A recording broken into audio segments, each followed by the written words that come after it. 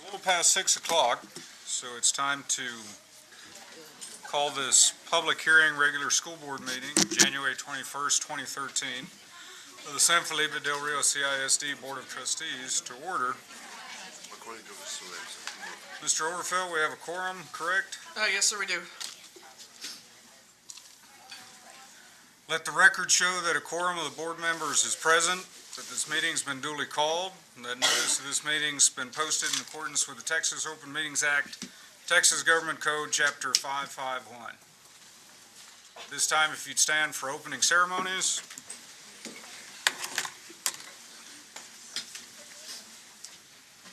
First, a moment of silence to reflect in your own way.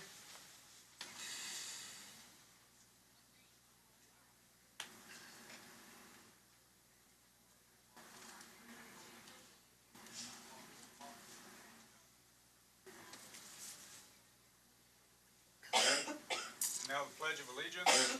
Pledge allegiance. Allegiance to the flag of the United States of America and to the republic which stands, one nation, under God, indivisible, with liberty and justice for all. Please be seated.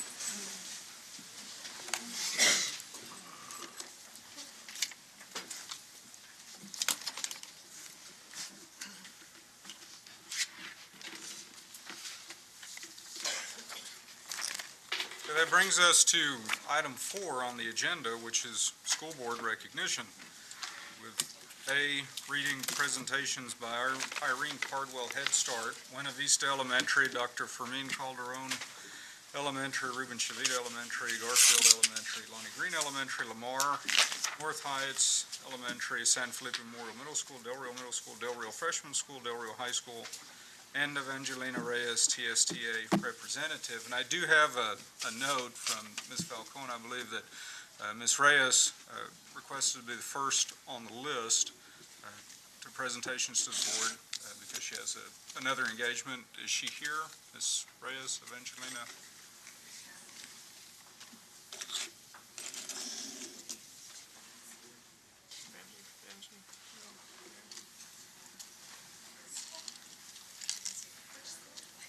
No?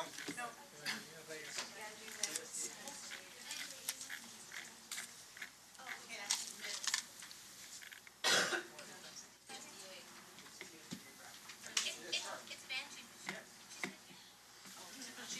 Not here? Okay.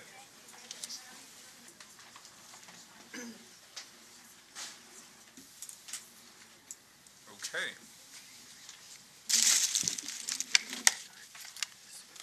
Go in the order? Okay. I also have another note, just to make it clear that Lourdes McClellan will be representing Cardwell tonight. And I believe we just go in order. Presentation first is Irene Cardwell, Head Start.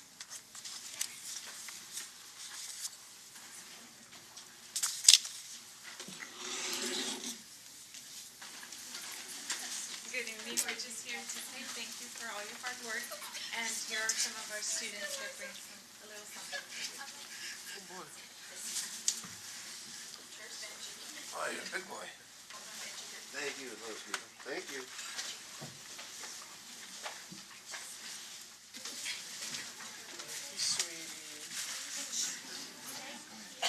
Well, thank you.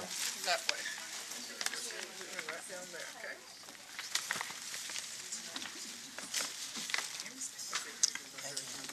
Thank you so much.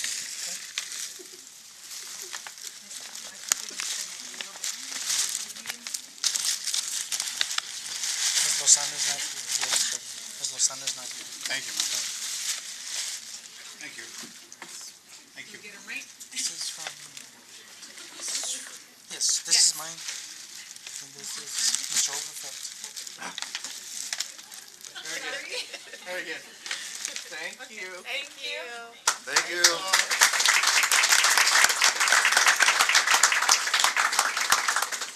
Thank you, Cardwell Head Start. Now she's here. Someone told me that Ms. Reyes from TSTA is here, and you did request to speak first. Good evening, President Garabedian and board members. I'm sorry I'm running a little late. I saw my name last, so I said, oh my God. Okay, welcome. I want to wish you that you're just doing an awesome job, guys. An awesome job. And I know that whenever I need to speak to a board member, I can count on all of you. And on behalf of Texas State Teacher Appreciation Day, we're giving you this token. I'm sorry, I didn't even have a speech ready, guys. I am so sorry. But I have a little token for you, okay?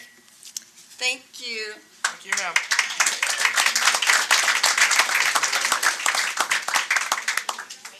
Thank you very much. Enjoy. That's okay. Thank you, ma'am. Thank you, Ms. Perez. Thank you. Had a long day. Here you go. And this is, Rosanna. Thank you, ma'am.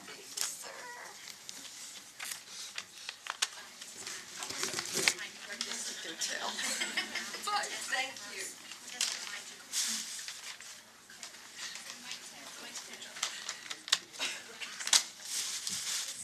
And next on the list is Buena Vista Elementary, and I believe this is the student council, it looks like. Yes, sir. Student council.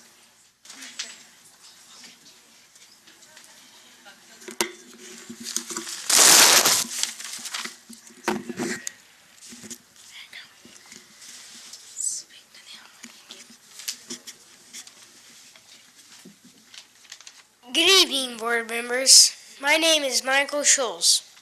I am a member of Buena Vista Elementary Student Council. On behalf of everyone at Buena Vista, we would like to thank you for your hard work and dedication to our school district. Tonight we will sing you a song and give you a small token of our appreciation. Thank you.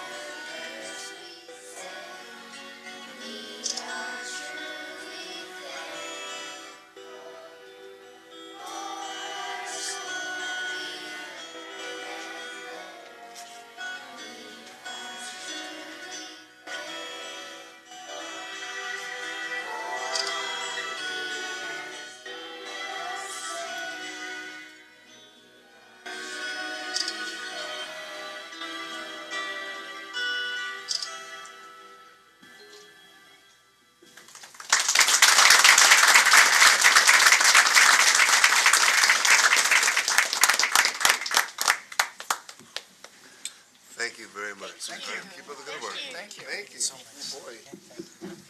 Thank you.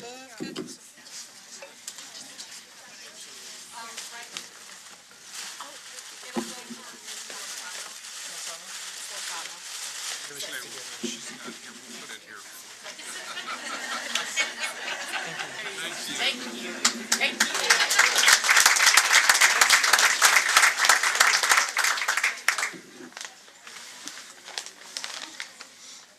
Next on the list is Dr. Fermin Calderon Elementary.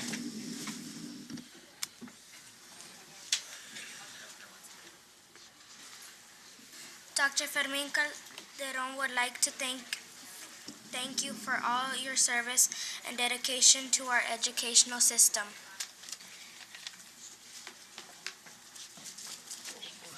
Thank you very much.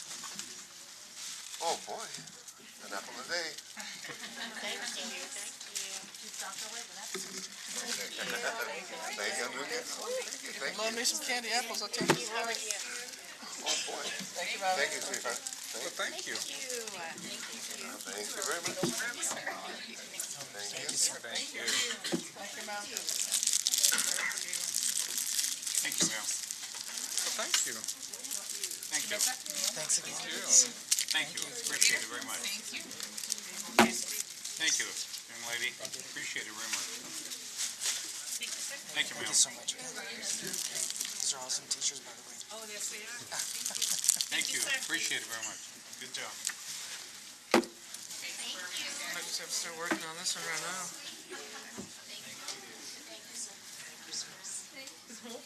Well, no. Get me through the meeting. Thanks a lot.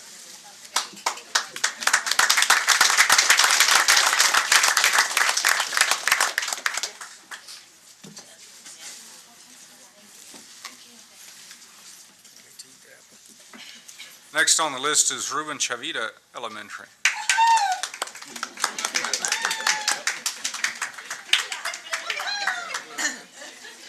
And this looks like the student council, I think. Good evening, board members, superintendent, and administrators. What a month! Award recognition. The award-winning Chavita Student Council, along with the best teachers and student body, would like to thank you Thank you. and Dr. Acumen for all the work that you do. You have guaranteed us a solid education with a safe environment. Here's a small token of our appreciation. Nibs Candy causes you to take care of any problems that arrive. Chocolate candy, good for a healthy heart to represent the love you have for the students in W. Please do listen to teachers, students, and administrators on our needs. Dr. Ackerman, you received a candle because you are the light at the end of our educational tunnel. Thank you.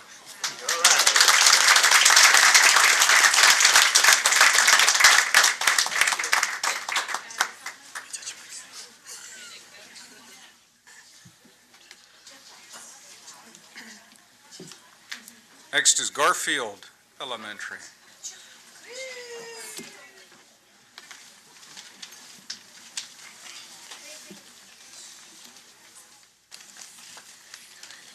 Garfield Elementary Student Council would like to share this poem with you. My definition of school board. As we all know, January is School Board Recognition Month. This is how I define school board. A school board empowers students to excel. A school board is great. A school board leads so students achieve. A school board makes a powerful difference. A school board shares because they care. A school board works. A school board is composed of citizens leading community school. A school board helps kids climb higher. A school board leads the way to education. A school board makes a difference for children. A school board represents you. A school board serves the children. For all of this, thank you. On behalf of Garfield Elementary, please accept this token of appreciation. Thank you for all you do.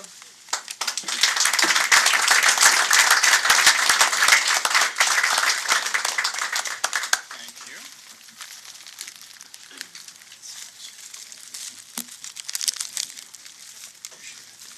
We'll put that one there. Thank you all very much.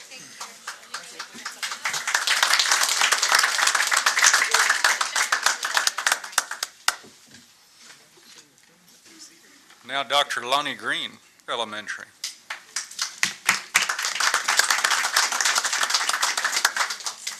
Good evening. We have Renee Carrasco and Jenna Villarreal reading a poem for you this evening. And then we have Ryan Zaragoza passing out some tokens of appreciation. Here you go, Renee. Just right there. I think that's it. You make a difference. There are many who go to the second mile and grade each day tasks with a smile, who spend their lives serving others and look upon all men as brothers. Who work for all children everywhere. When there's a need, they are there. Their time and talents they freely dedicate, serving and in small places and great. These are the ones we honor today, and to you we wish to say, The world is now a better place because it has looked upon your face. On behalf of Dr. Ronnie Green Elementary, thank you for what you have given and done for San Felipe Del Rio CISD.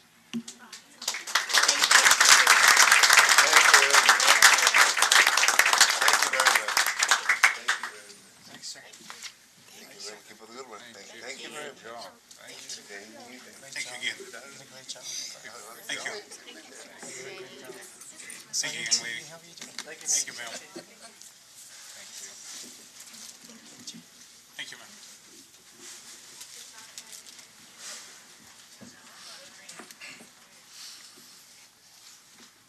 Next is Lamar Elementary.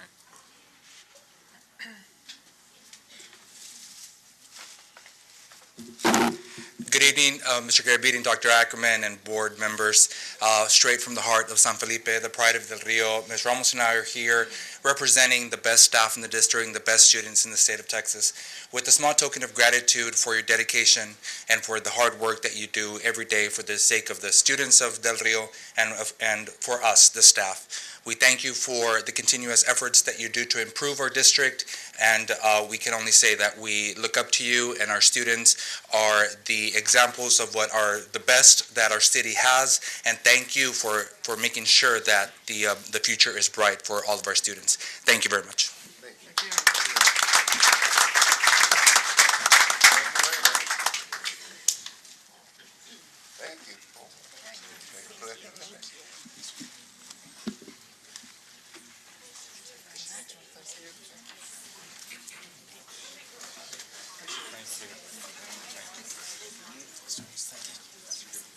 Thank you. Thank you, ma'am. Excellent. Thank you. Appreciate it. Thank you. Thank you.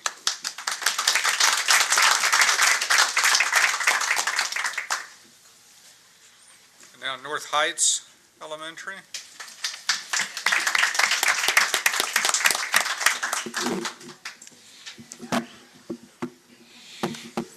Good afternoon. My name is Elizabeth Garza. I am Secretary of North Heights Elementary. Good afternoon. My name is Angelina Vasquez. I am the president of North Heights Elementary. We just want to say, on the behalf of North Heights Elementary and Student Council, thank you for your service.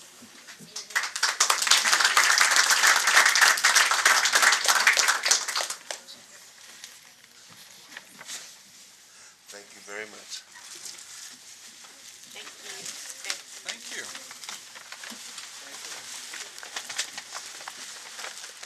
Thank you so much.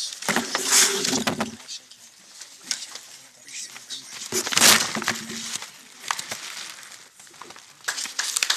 Thank you.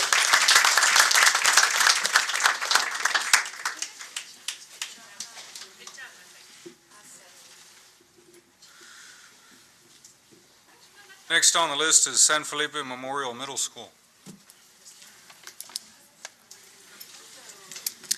Good evening, Mr. Gabriel, Dr. Ackerman, members of the board.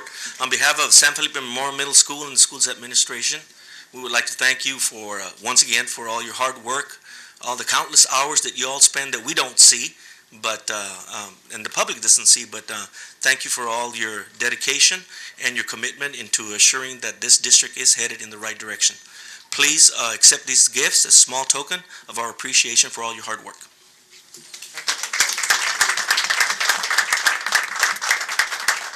Thank you so much. Thank you. Thank you, sir.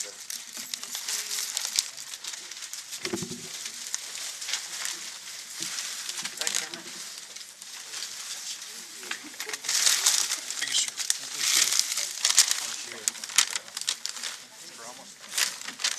Thank you. Appreciate it, everybody. Thank you. Yes, sir. Thank you. Thank you very much.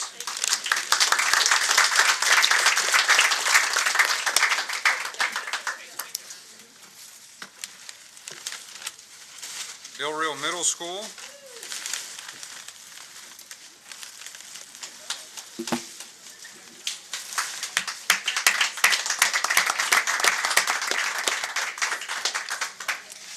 Good evening, Dr. Ackerman, Mr. Garabedian, and school board trustees. I am Taylor Michelle Gomez, Secretary of Del Rio Middle School Student Council. On behalf of all our officers and members, along with the entire Del Rio Middle School student body, please allow me to offer our sincerest gratitude for all you do in order to ensure that we, the students of San Felipe Del Rio Consolidated Independent School District, are receiving a top-rate education. It is through your hard work and dedication in promoting this education that we are able to benefit and not only prepare readily for the many assessments we must pass, but also for our futures. Whether that future is in college, nursing, the military or trades, this district, which is supported by you, offers courses to prepare, placing us at a high advantage in pursuing and attaining our goals.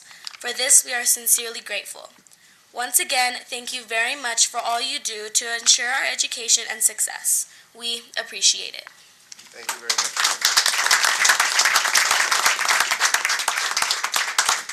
Thank you very much. Thank you very much. Thank you. Thank you very much. Thank you. Thank you. Thank you. Thank you. Thank you very much. Thank you. Thank you. Thank you. Thank you. So much. Thank you. Thank you. Appreciate it. Thanks so much. Thank you. Appreciate it. Thank you. Thank you. Thank you so much. Good work. Thank you. Thank you very much. Thank you. Thank you. Thank you so much. Thank you very Thank you. That's a big group. Thank you. Thanks so much. Thank you very much. Thank you. Keep up the good work. Thank you. Thank you very much. Appreciate Thank it. you. Thank you. Thank you, sir. Thank you. Thank you. Thank you so much. Thank you. Thank you very much. Hey, Thank you. Appreciate it. Thank you, man. Thank you very much. Thank you. Keep up the good work. Thank you. Once a big student council. Thank you very much. Thank you. Keep up the good work. Keep up the good work. Thank you. Keep up the good work. Thank you. Keep up the good work. Thank you. Thank you, man. Thank you. Thank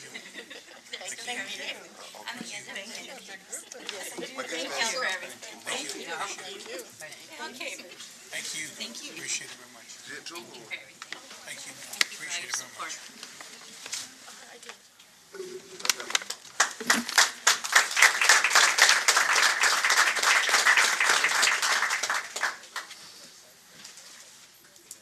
Brings us to Del Rio Freshman School.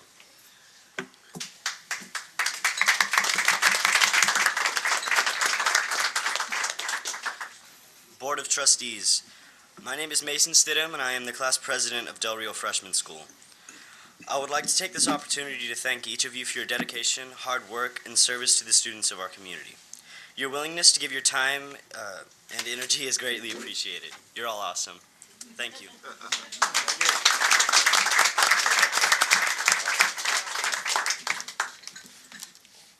Thank you very much. Thank you.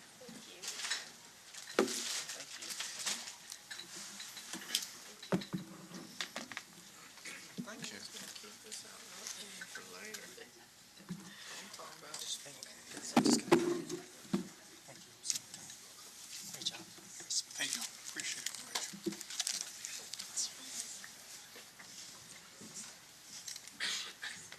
I'm Lizette Hernandez.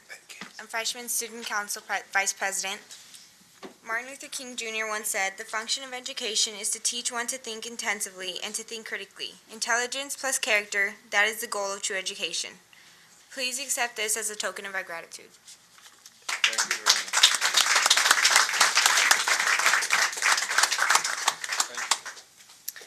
Thank you so much. Thank you. Hi, my name is Toby Coggins. I'm the Young lady. freshman student council president. And on behalf of the student council, I'd like to say that your service stands as a testament to your belief that there is a better tomorrow. The fact that you serve at will for no other reason than to make the future of America inspires us to stand with you. It inspires us to dare, to dream, to challenge the common bonds, to dare the impossible, to accept no limits, and to wander far because we know where our home is. We thank you, and we hope we make you proud in all our endeavors. We salute you. Thank you. Very much.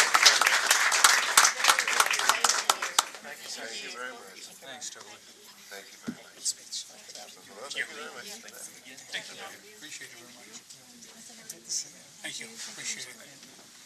Thank you. Thank you. Thank you. Appreciate it.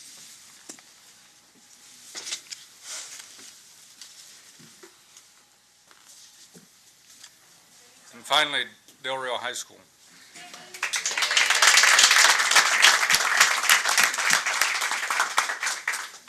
Good evening. My name is Allison Diaz, and I'm the Del Rio High School Student Council President.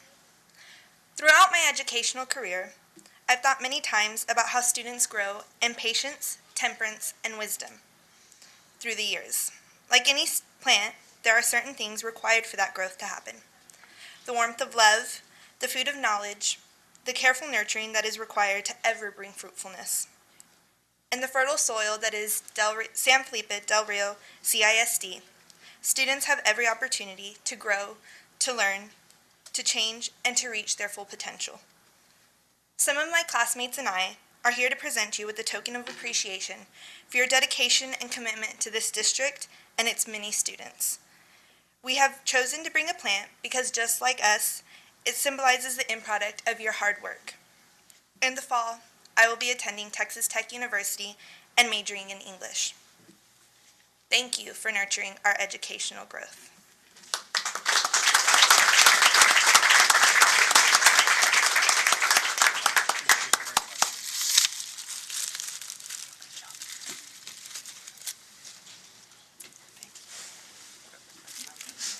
Thank you very much. My name is Priscilla Gomez. I will be attending Angelo State University and majoring in physical therapy. Thank you for nurturing our educational growth by challenging us through UIL academics.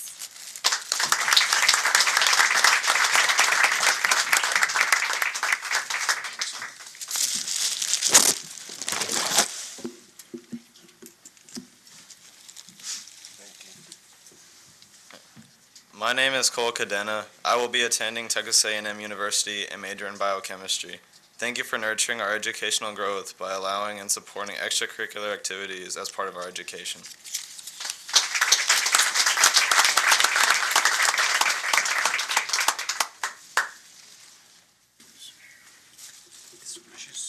She's not here. You leave that here. Thank you.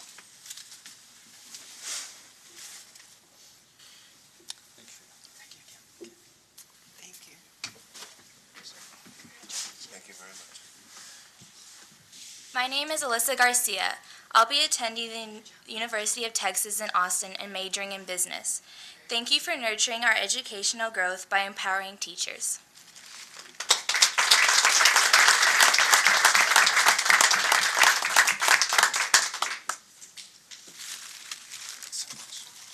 Congratulations. Thank you.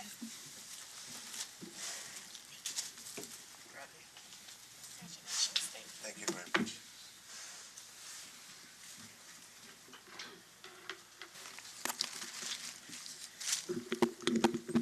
My name is S.F.D.R.C.I.S.D. I'll be attending Texas State University and majoring in business. Thank you for nurturing our education growth by opening many doors with Kate and the co-op programs.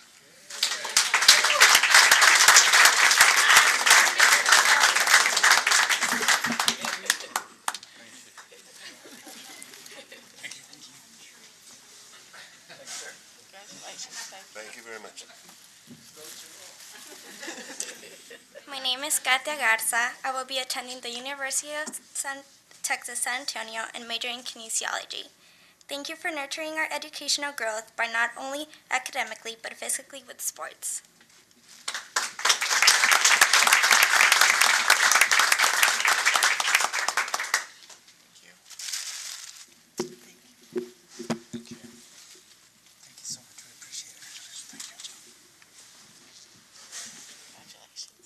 Thank you very much.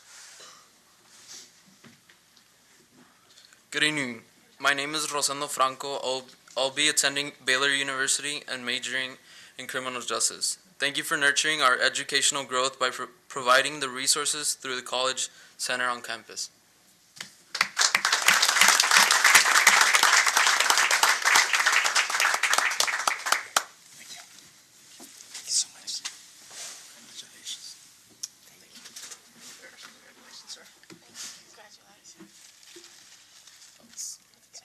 Thank you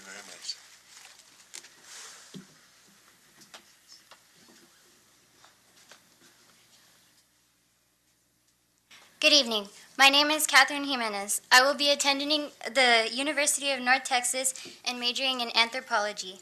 Thank you for nurturing our educational growth by making it possible to attain college hours through dual credit.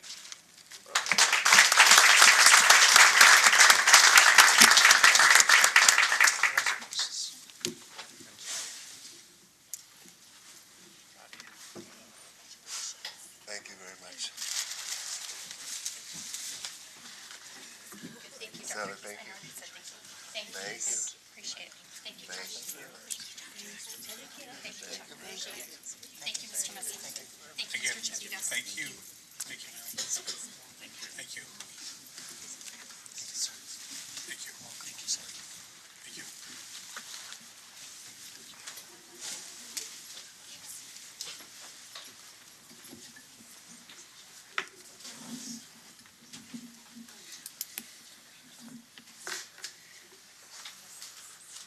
Well, that concludes item 4. I don't know about the rest of you. I'm a little overwhelmed. People know I'm not prone to emotion, but that was quite moving to see all those students and what they're doing and their thanks. And I know I certainly work hard, won't let them down. I know everyone on this board feels the same. That's why we do it. I mean, those students that are out there working towards their goals. That it is. That brings us to item 5, public comments. Betty, were there any? Okay. Moving on, item 6, information items. First one being facilities and operations update. First being Ruben Chavita Elementary construction update. Presenter Mr. Salinas and Mr. Gray.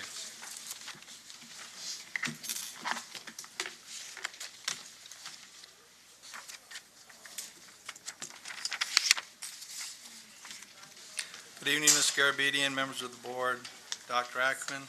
I also want to congratulate all the students that presented. It was a great presentation on their behalf, and it certainly reminds us as to why we're here. With that said, I'm going to turn it over to Mr. Graves to give us our updates on our 2 projects. They are moving forward, Ruben Chavita and Bank and Trust Ram Field. Mr. Graves. Good evening. I didn't bring any gifts tonight. It looks like y'all have plenty.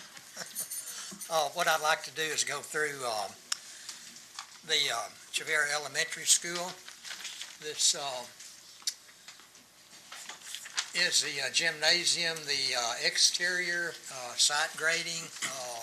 Most all of that is very near completion on it. They have almost completed the covered walk connecting the existing building to the new building.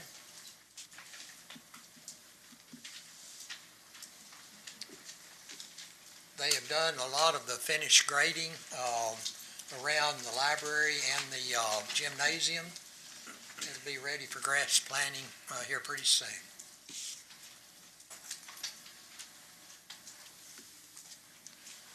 This is looking back at the library.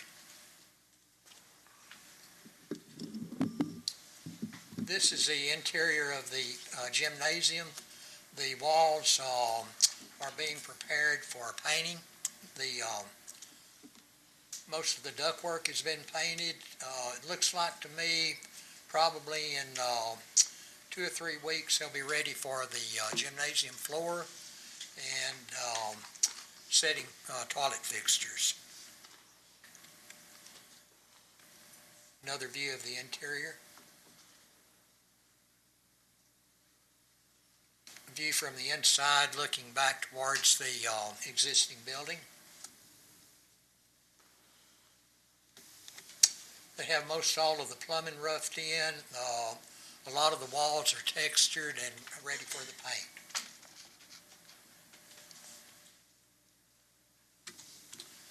This is the administration area that in the existing building that is being converted. It's the old library being converted into the new administration area. They have most all of the walls framed up. They were at that point ready for electrical to be installed. temporary lights for the workers, some of the ductwork in place. There's quite a bit of shelving that goes in there and some cabinets, and they have most all the blocking in the walls for those cabinets.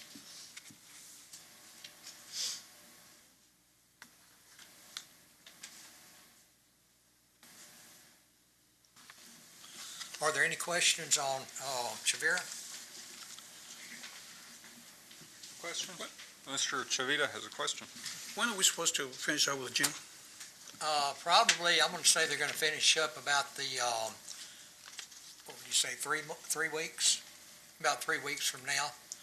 And their original schedule was right around the first of the year on it. So they're running a little bit behind on that, but they finished the library ahead of time. Well, let's see if we can get it out there as soon as possible.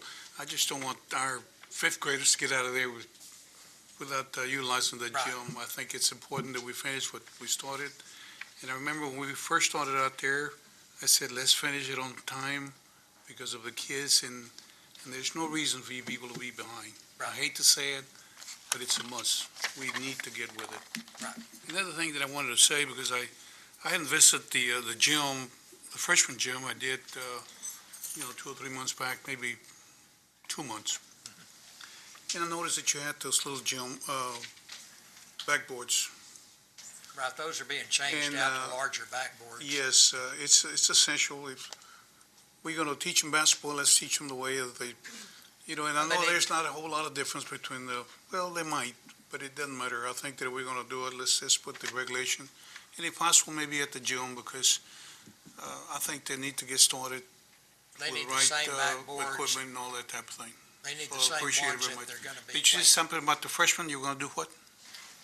They're going to get the same backboards that they have over at the gymnasium. I appreciate that very If much. they're practicing over there, and they have a game over at the high school gym, then they need. Especially for the freshmen, because, they need to be playing regulation. Right. Thank you. Other questions or comments for that item? The next one is the Bank and Trust Ramfield construction update.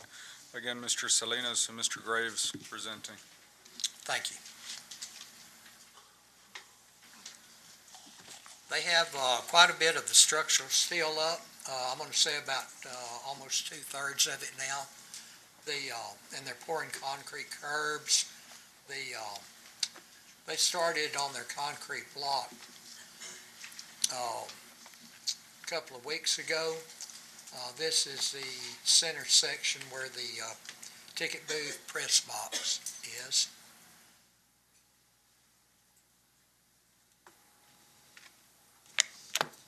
This is the center section.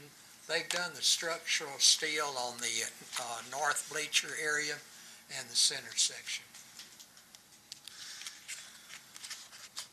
They're making real good progress on the toilet rooms in the concession building on the concrete block.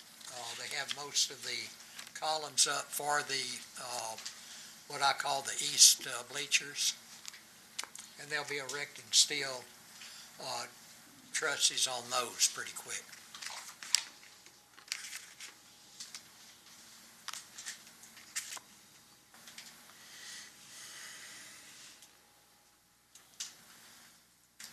They are reworking their schedule for their time of completion is April the 1st. But we're going to try to rework their schedule to where they can have a game on March the 4th. And so there are some things that may not be completed. May have to use some porta toilets for those that first game on it. Are there any questions on the Any Delaware questions Bank about and the field? Trust? Okay. Thank you very much. Thank you.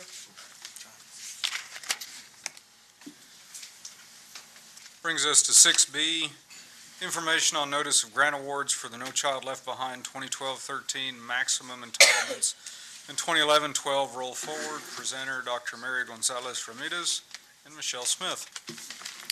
Good evening. Mr. Garabedian, Board President, Board members, and Dr. Ackerman. Before we provide you with the information and notice of grant awards, I too would like to thank each and every one of you on behalf of the federal programs and migrant programs, thanking you for your time, your dedication to serve on this board. I feel this is one of the most important boards in our community. You have a big impact on the future of our children, and we truly appreciate your service. At this time, I also want to let the board know that after 39 years as an educator, I will be retiring. I enjoyed every year that I served in this district, and I want to thank everyone for giving me the opportunity to serve as teacher, as therapist, as assistant principal, director of special ed, and director of federal programs. Thank you so much.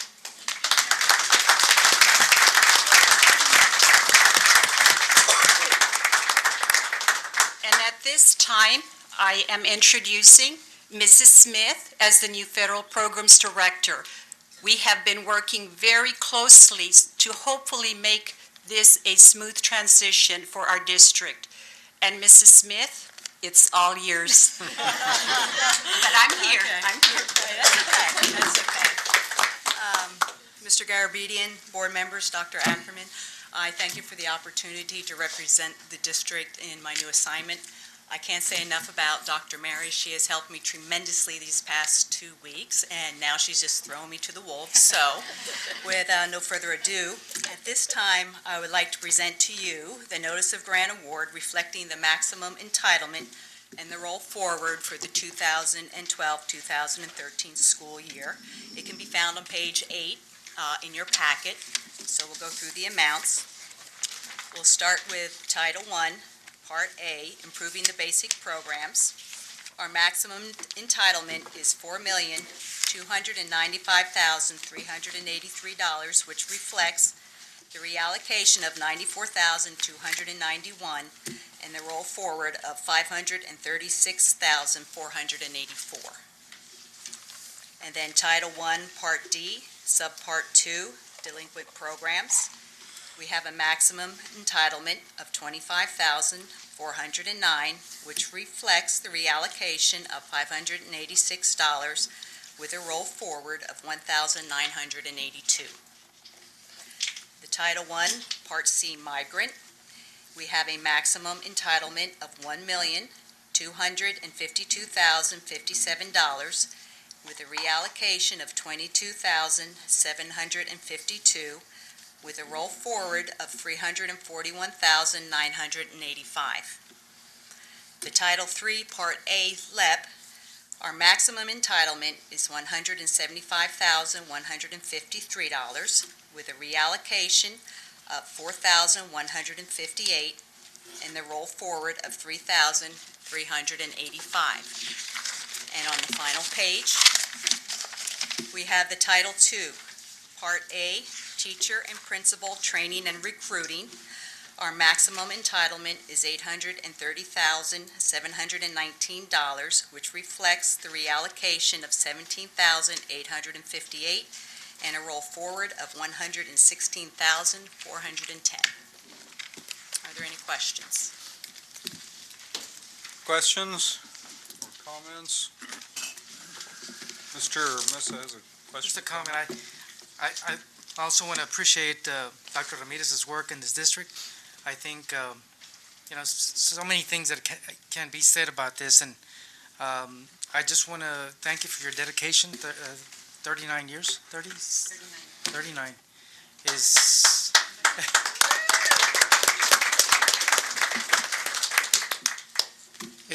It's a lot, 39 years, but more importantly, the professionalism that you've shown the district and working the various programs, and of course the experience that you've had with the different grade levels and working in different capacities. And I also want to thank you for the transition in making it easy for, hopefully, for Mrs. Smith, and again, just your presence here tonight, I think that says a lot.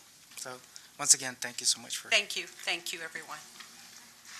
Comments? Thank you, Dr. Ramirez, and thank you, Mrs. Smith. Brings us to C, information on participation rebate check with a by-board cooperative purchasing for Staples contract and Commercial Incorporated. Paula Johnson presenting. Good evening, Mr. Garabedian, Dr. Ackerman, and board members. It's my privilege just to bring you the informational item that on behalf of the TASB by board, they have sent a rebate check on behalf of Staples in the amount of $559.95. This rebate from Staples is in addition to the normal rebate that we get from buy board, and it's based on the variable volume rebate that's depending on the amount of purchases that we make with Staples throughout the year from November 1 through October 31st. Thank you. Questions?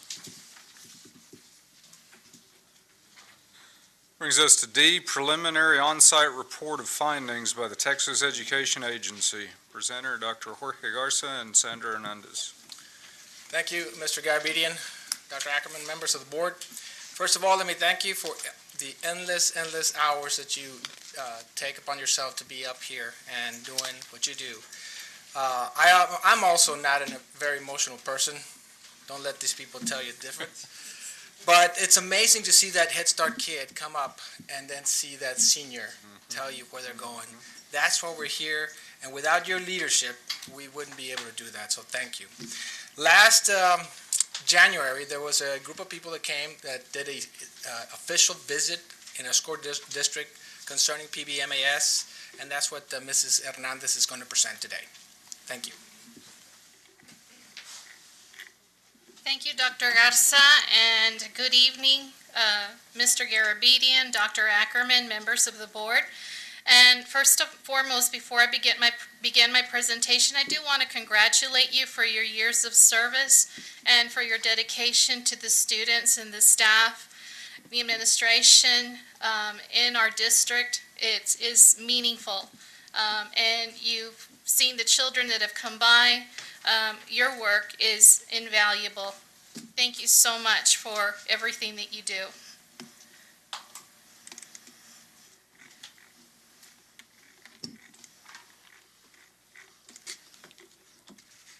What I'm presenting to you this evening is a summary of the preliminary on-site report of findings from the Texas Education Agency, the Division of Program Monitoring and Interventions.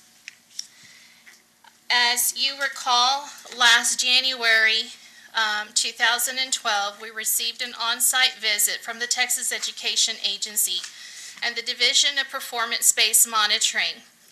And the reason and the purpose for their visit was to come by and take a look at our system and to view some of the issues and concerns and the trends which were due to the low student performance. And what I have done for you this evening is going to show you a PowerPoint which will briefly explain this report. The report that you actually have in your packet has been divided into 3 sections. This is what the report looks like. You will see the historical background, you will see areas of improvement, the specific issues and trends, and the required action, which is indicated by the Texas Education Agency. I'm going to begin with the historical background. San Felipe Del Rio CISD was identified for 2011-2012 integrated on-site review due to low student performance and program effectiveness concerns identified across programs identified by the performance-based monitoring system in January 2012. The longitudinal evidence demonstrates that low student performance historically is an issue for San Felipe Del Rio CISD, as indicated by the performance-based monitoring system. Those reports were reviewed from 2009 through 2012. In 2009-10, the district was assigned Stage 3 interventions for CTE and Stage 1 for NCLB. And in 2010 and 11, the district was assigned Stage 2 for bilingual, ESL, career and technology, and NCLB, and Stage 1A for special education. Additionally, in 2011, Del Rio Freshman School received a state accountability rating of academically unacceptable. In 2002, the district was identified for Stage 4 level of intervention for the bilingual ESL program, Stage 1 for NCLB, and Stage 1 for the special education program. Based on the information that was provided, the TEA group reported that the sporadic array of indicator concerns over time is indicative of a reactive rather than a proactive culture of response and sustainable improvement. The next area is administrative leadership. The TEA team referenced inconsistency of direction and leadership, district practices, frequent administrative reassignments, many occurring in the middle of the school year, impacting working relationships and implementation of priority initiatives. Largely because of unexpected administrative shifts, personnel describe feelings of uncertainty as to the direction of the local education agency. The required action is to consider the merits of sustained leadership and continuous instructional leadership training for administrators at the campus levels, and to review and revise district mission statement, goals, and objectives, and disseminate and address revisions district-wide. Regarding performance assessment, the issues that were noted were inter-rater reliability on the PDAS, which is a professional development appraisal system, which was reported by administrators to be lacking. As an example, one administrator indicated some core teachers were observed to exhibit low student engagement, preferring passive activities such as copying material off the board in lieu of active student participation, although previous PDAS evaluations rated the same teachers high in those domains. The required action is to implement processes and procedures to develop inter-rater reliability within the evaluation system. What I'm also going to describe in this report, you will see me referring to systemic and programmatic issues. Systemic refers to issues which occur in the implementation on the campuses. When we look at programmatic issues refer to what is happening within the program. Here is the systemic issue, and the systemic issue is monitoring of curriculum.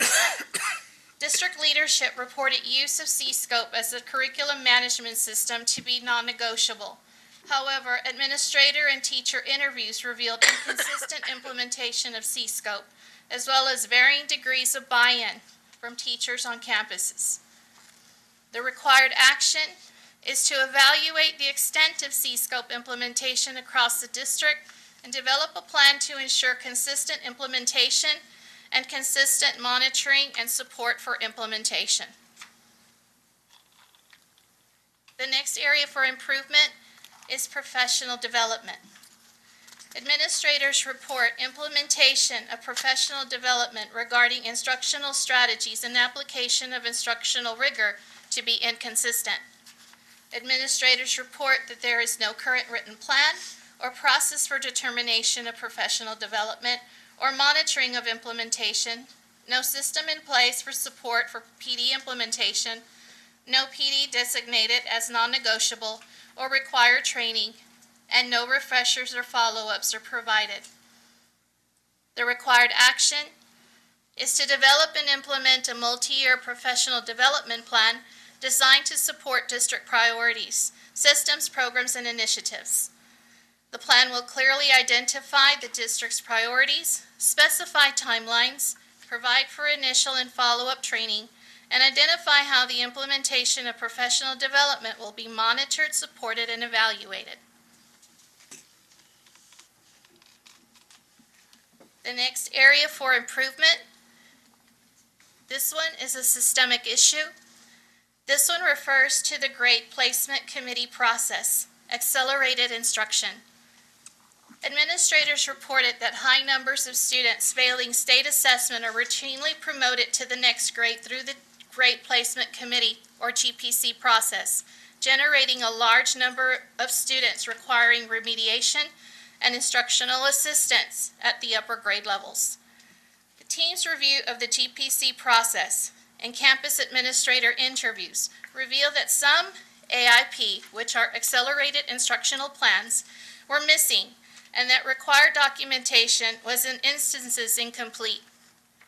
The AIPs were not provided to the students' teachers, and the failure to provide the AIPs to the receiving campus and our teachers precludes the implementation of prescribed interventions and accelerated learning strategies for promoted at-risk students. I want to note that this particular issue or area for improvement has a citation. The failure to develop required education plans and provide accelerated instruction to students placed by the GPC is a violation of the Texas Education Code, 28.0211A-1-F. The LEA required action is to develop written GPC processes and policies, as well as the process for monitoring GPC implementation of requirements. Provide district-wide training for all appropriate personnel on the GPC processes, and more generally on the requirements of the statute related to planning and providing services to students who fail to perform satisfactorily on a state assessment. We're to develop a plan to ensure the needs of students who fail a state assessment, they are met by the current and receiving campus and teachers.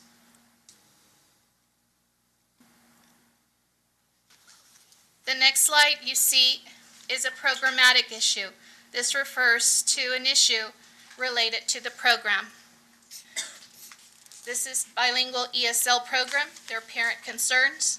While parents shared positive comments regarding the BEESL program with the Texas Education Agency team, a general perception brought out and acknowledged by numerous parents attending the BEESL focus meeting was that communication needs to improve between the LEA and parents of bilingual ESL students. The consensus of those in attendance was that parents of English language learners were not given due attention by central office administration nor campus administration, and that they want to be heard and heard in a timely manner by the district personnel.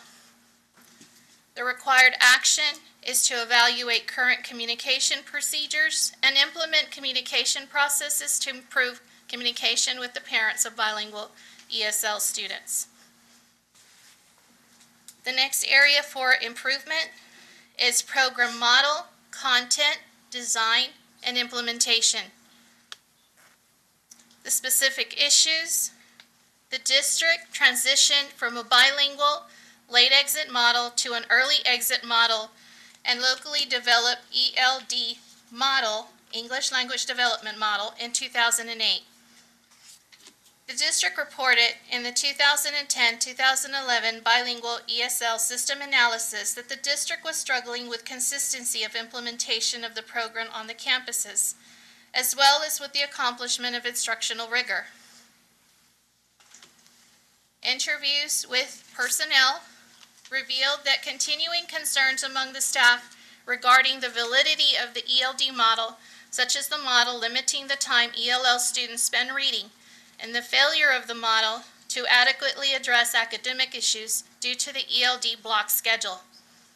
Additionally, personnel interviews revealed that during the 2010-2011 school year, some students who served in the district's ELD program were not receiving instruction in other core subjects. A lack of prescription intervention support was available to ELL students. And what I want to note that in these particular issues and trends triggered a violation. This is a violation of Chapter 19 of the Texas Administrative Code, subsection 74 curriculum requirements of Chapter A required curriculum. During a visit to one campus, the on-site team identified 11 students who did not receive instruction from either an ESL certified or sheltered instruction trained teacher during their school day. This triggered another violation. The failure to provide the required program for students identified as ELLs is a violation of Chapter 19 of the Texas Administrative Code, subsection 89, subchapter BB. The required action for the district is to conduct an analysis of the effectiveness of the ELD model and address any limitations identified. We are to audit the 2012-2013 student records to ensure all ELLs are engaged in the required elementary and secondary curriculum and are receiving appropriate bilingual and ESL services. The next area for improvement is a systemic issue. This is the implementation of monitoring of the English language proficiency standards, which we refer to as the ELPS. Under the requirements of Chapter 19 of the Texas Administrative Code, subsection 74.4, the ELPS shall be included as an integral part of each subject in the required curriculum. The team found that the extent of the knowledge of the English language proficiency standards varied from administrator to administrator. Interviews with administrators regarding ELP strategies revealed that administrators could not describe how they verified the implementation of ELP strategies within classrooms in which the required curriculum is taught. This triggered a violation. The failure to implement the ELPs is an integral part of the instruction in which each foundation and enrichment subject of the TEKS is a violation of Chapter 19 of the Texas Administrative Code, subsection 74.4, English Language Proficiency Standards. The required action is to develop and monitor implementation of written procedures that ensure all identified ELLs have prescriptive intervention support. All classroom teachers and administrators are ELPS trained. Teachers are timely apprised of needed interventions and linguistic accommodations. Effective transition procedures are implemented, and effective procedures are established for monitoring of the ELPS implementation.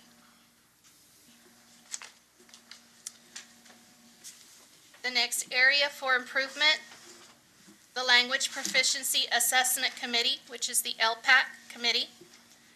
There is a systemic issue and required documentation for students served as English language learners and/or in special education. Teachers report not receiving instructional accommodations and language proficiency information from the LPAC committee as required by Chapter 19 of the Texas Administrative Code, subsection 89.1220.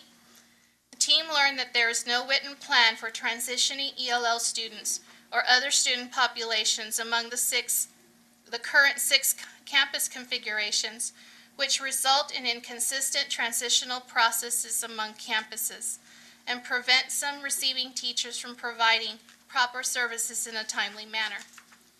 And through LPAC folder reviews, the TEA team found inconsistencies and discrepancies in LPAC paperwork on campuses.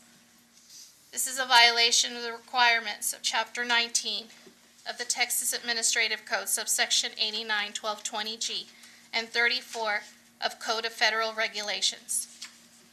The required action is to assess LPAC training and procedures for assuring committees carry out all responsibilities under Chapter 19 of the Texas Administrative Code, subsection 89.1220, and implement corrective actions as needed.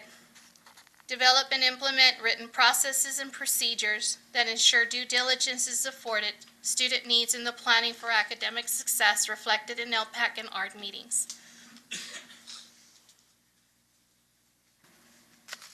The next area that was identified for improvement was a special education issue, and that was discipline. The TEA on-site team determined that the district had addressed the indicators through the development of written disciplinary procedures through the Texas Behavioral Student Initiative, which we call the TBSI, training for the district TBSI teams, as well as time to teach training for elementary personnel. The LEA required action is to consider the development and implementation of the response to intervention, the RTI process, to promote effective and behavioral interventions in the general education setting, and to continue the prescribed policy of apprising the superintendent and the school board every 6 weeks of ISS and OSS removals, and upon request provide evidence to the Texas Education Agency, the minutes and/or agendas of school board presentations.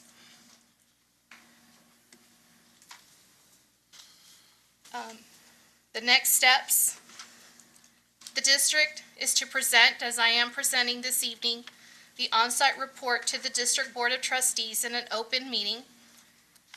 The LEA will report to TEA each month of the implementation and progress of activities in the SIP, which is the Continuous Improvement Plan, throughout the district. And this report will consist of written as well as oral descriptions of the data and implementation of activities. And then the district will submit the revised Continuous Improvement Plan, to TEA for review. And the corrective action is basically we have 1 year of the calendar date in which the school district received the official notice, and the official notice was received on December the 7th to Dr. Ackerman, and so we have 1 year in order to make corrective actions. I do want to let you know that there have been some improvements, some updates to the improvements of the corrective action. The district's mission statement, goals and objectives have been revised.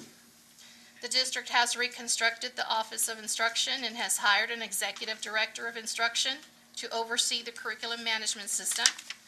And the Office of Instruction has implemented a district-wide curriculum committee, which focuses on the development and implementation of the district's wide curriculum, which is C-Scope.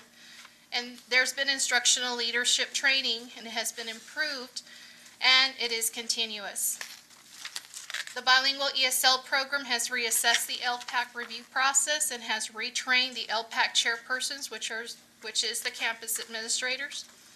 The bilingual ESL program has begun the transition into Success Ed monitoring tool for LPACs. And the bilingual ESL program has completed the process of analyzing the effectiveness of the ELD model and is currently reviewing a plan in which the model design content meets the requirements of Chapter 19 of the Texas Administrative Code. And I know I have given you several items. Do you have any questions?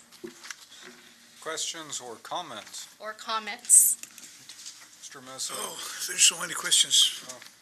And comments? And my main one would be, why did we have so many violations? How did we deviate from all those plans? Mr. Chavita, Mr. Mesa, actually. Oh, I'm sorry, Mr. Mesa. Sorry. Then we'll come to you. First of all, I know you're bringing the information to us, so Yes, sir. I realize that this was not under your supervision. But I'd like to just say that this is, really, a black eye, in the face of everything that's going on, that has gone on with certain programs, especially the bilingual. And I, as a board member, have seen, addition of staff. We've, spent lots of money and have not received the results. But I attribute that a lot to the lack of monitoring. Now, it upsets me a whole lot that simple things that can be taken care of so easily, like assigning students to proper teachers, to me, that is, the biggest tragedy of all. Because first of all, these are students that show up in all of our subgroups that are, the different ratings that we get throughout the different campuses in the district as well. But more importantly, that student is not receiving the best education because, again, they're not properly placed with the teachers that he needs for the best education, for that individual. But I just want to make sure that the monitoring will continue because, yes, we have a director and we have an executive director for curriculum, but more importantly, it's throughout the different campuses that they be consistent. And, even LPACs, I mean, it's such a simple thing to do. The only thing is someone has to do it. And it starts, with the campus, administration and teachers and everyone that works with the program. But there are other issues such as discipline, with the special ed and so forth.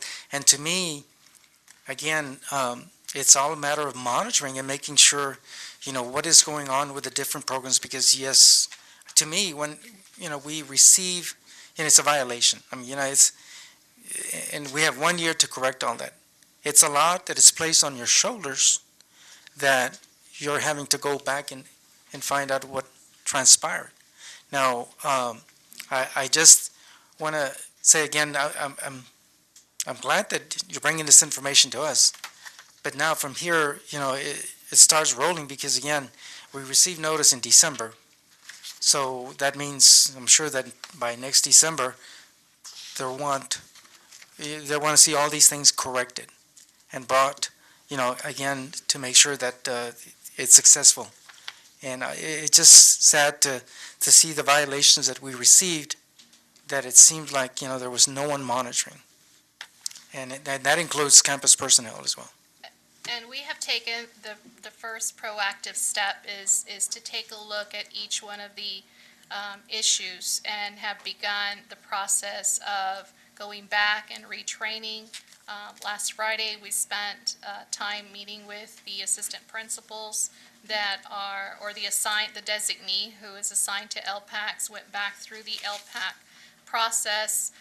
The documents we have transitioned into an online system, which is the monitoring system, which is called S.F.D.R.C.I.S.D, where this is the database. This is the same database which the special education program uses. So it is going to be a very effective tool. That's a start. And consistent monitoring with the campuses. We are visiting the campuses and assuring they know that we will have an LPAC review forthcoming, and that we want to make sure that all the students have been identified and they are assigned in the classes where they need to be assigned. Thank you.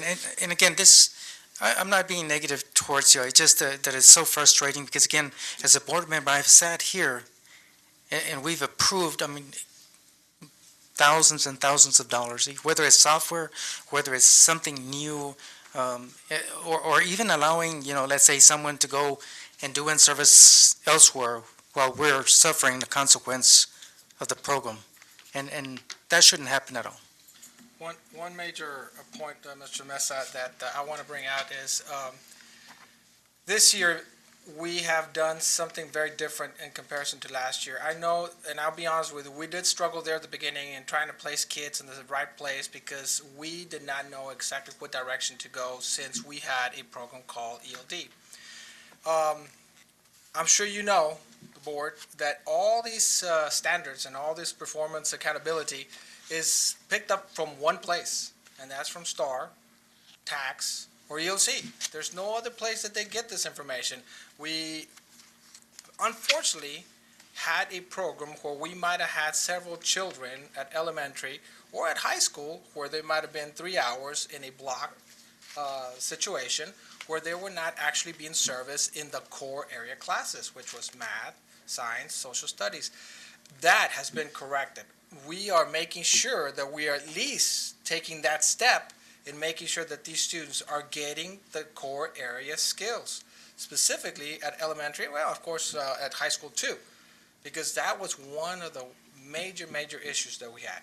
The other thing is, we did not get the report till December 7th, but we had an idea of what was coming. So from the beginning of the year up to December 7th, once we finally got the report, we have done a lot of things to make sure that we pay attention to the lab bilingual students. A lot of professional development, a lot of people have been involved. Our coordinators are constantly at the campuses. We have a system from DMAC that identifies the status of the students, where they're at. But all that monitoring cannot happen if the kids are not placed in the right class. And I hear some people back here talking, and I'm sure they're saying the same thing that we're saying, because when she presented at the elementary principals meeting, we all knew already what had happened. We just needed to shift and take a different approach to educating these type of kids. And I appreciate the response, Dr. Garza, but 11, for the team to come from TA and identify 11 students right away, and these are ESL, I'm sure that secondary, somewhere. I mean, it's easy for them to find who those students are, because if they're not with ESL certified teachers, I mean, that's a red flag immediately. But that should be done locally here, not by TA. It should be done from the principal and then going on to the director. I mean, we have staff there galore. They can go and check folders, and it's easy to find that out. And I can tell you too, you also commented that there's a lot of pressure on Mrs. Hernandez. Well, the pressure is not just on her. The pressure is really on all of us, including the teacher all the way to us. She's not alone, by no means. She is not working in isolation. All of us are involved in making sure that these kids succeed. Other questions? No? Okay. Thank you. Thank you. Brings us to item E, attendance rates to date by school. Mr. Reno Luna presenting.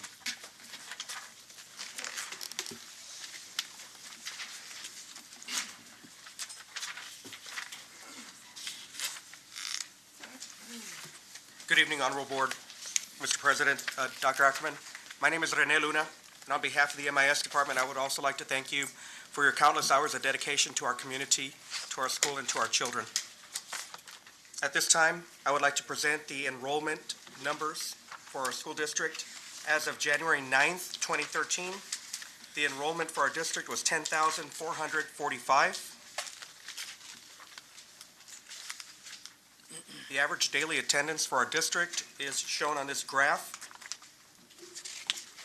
And what we do monthly is do the ranking of the campuses. I would like to point out that the month of December was taken as December 3rd through December 21st, and that accounts for 15 school days. Coming in first place, we had Lamar Elementary at 97.99%, Buena Vista Elementary at 97.61%, Dr. Fermin Calderon, 97.3%, North Heights Elementary, 97.27%, Ruben Chavita, 97.25%, Dr. Lonnie Green Elementary, 96.72%, Garfield Elementary, 96.5%, Irene Cardwell, 93.52%. For secondary campuses, Del Rio Middle School came in first place, 96.39%, San Felipe Memorial, really close, 96.21%, Del Rio Freshman School, right on their tail end of the numbers, 96.18%, and Del Rio High School, 95.28%. Now, those are the numbers for the month, but again, you may also want to look at the year-to-date numbers.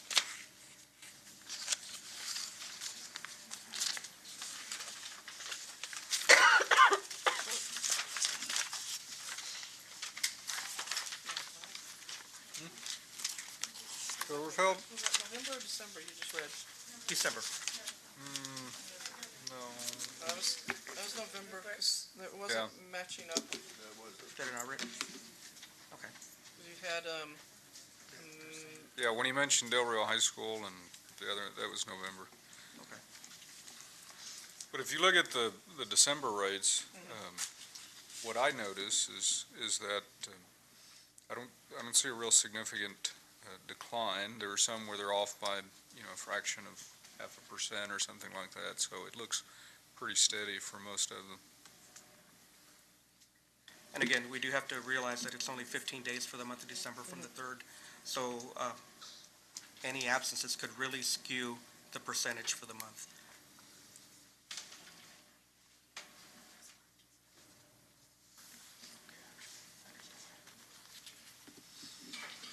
Questions?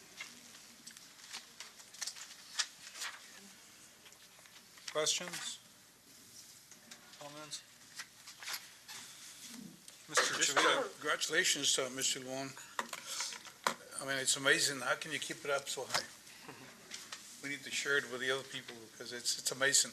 98%. Thank you.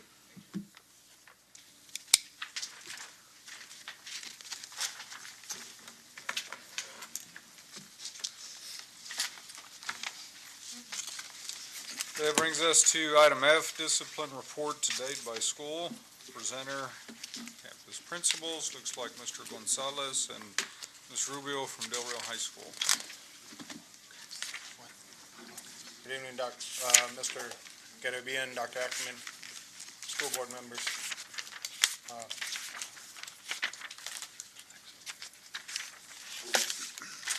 These are our offenses for this year, for December. If you're starting from left to right, we have a controlled substance. Really wasn't, it was more of a individual was carrying a paraphernalia. He had a drug paraphernalia with him that police officers found, were able to dig and find out that it was some kind of small drugs in there. We have one off-campus felony that came to us in December. It was something that had happened back in March, and it was presented to us in December, and they took care of it. Up there, we have 69 code of conduct. Some of those need to be adjusted as we went through training for the month. 67 of those were ours, 2 were at the alternative campus, and 2 were performed by an individual that are no longer on campus. Same with our insubordination. We have 27. Of those, 26 we might see on some. One individual that was there has transferred out and gone to another school. And you see one fight. That fight was not at Del Rio High School, but rather over at the alternative campus. Any questions or comments on any of those? Before we go?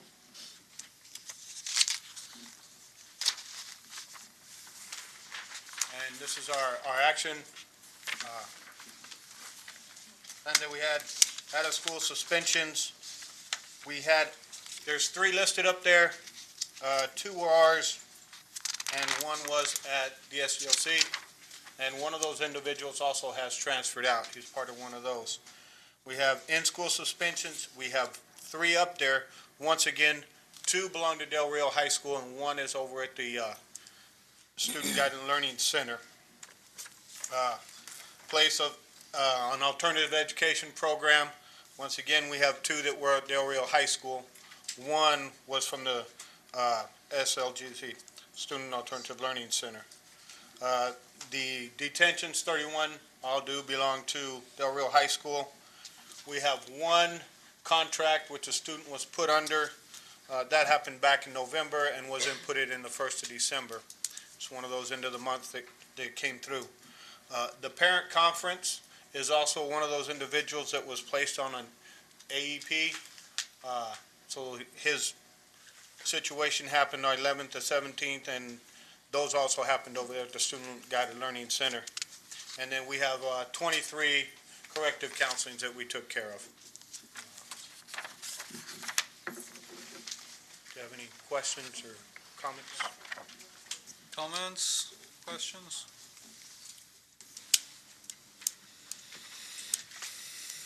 Okay. Thank you. Thank you.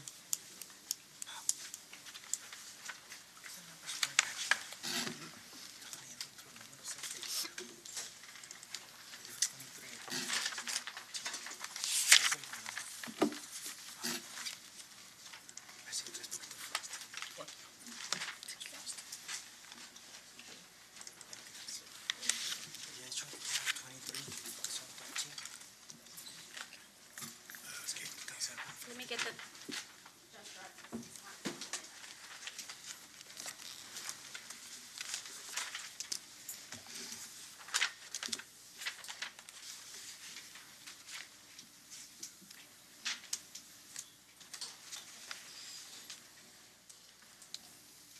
While I connect this, I can let you know, well, first of all, good evening, Mr. President Garabedian, members of the board, and board members. I can let you know that on the attendance at the freshman school on Friday, when we had that threat our attendance was 80%, so that's why the attendance is so low, and it's going to be very hard to recover from that, but we're really going to try on that.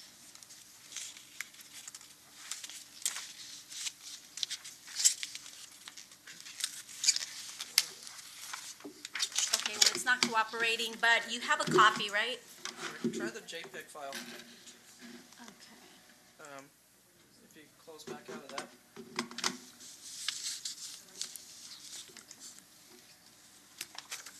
And the one that's listed as a JPEG, next, oh, sorry. Cancel? Okay. Oh, the one below that one? Yeah. Okay. Right here, this one's select. No? Cancel. Next file up.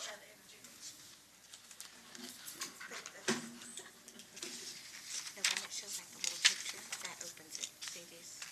Oh, but no, but I need the 12th because it's December. Oh, okay. Yeah, that's why it's not the same. Oh.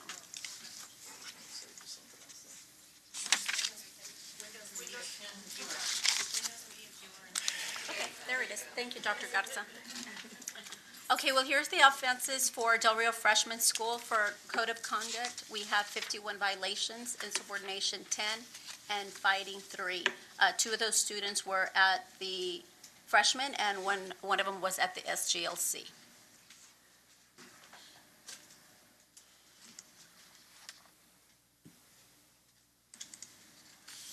Okay, and the actions, we had 10 out-of-school suspensions, 3 in school, 1 placed at the SGLC Center, 31 that had either lunch detention or after-school detention, 6 for corrective counseling, 2 for part-day OSS, and 11 verbal reprimands.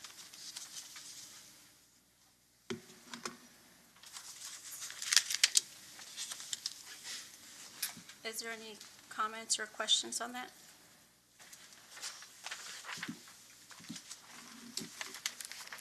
No? Good, thank you.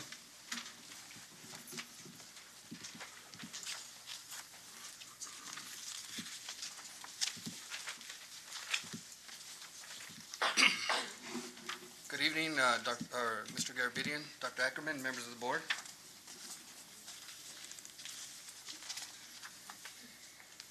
I will be presenting Del Rio Middle School's discipline for the month of December. Okay, we have the offenses here. We had 2 controlled substances. We had 23 violations of student code of conduct, 8 of those which happened at SGLC. We had 121 which were insubordination, and we had a total of 5 fights which involved 9 students.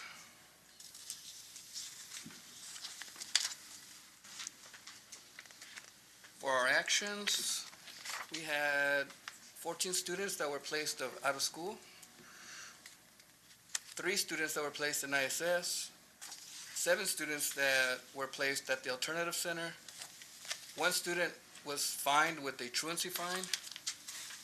We had 64 students that were placed in the detention. We had 1 parent conference. We had 67 corrective counseling, and we had 5 students with partial OSS. Do you have any questions?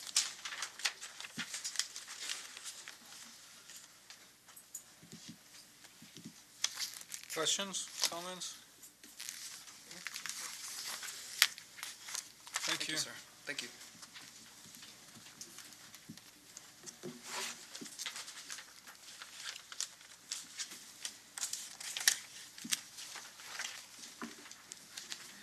Once again, good evening, Mr. Garabedian, Dr. Ackerman, and members of the board.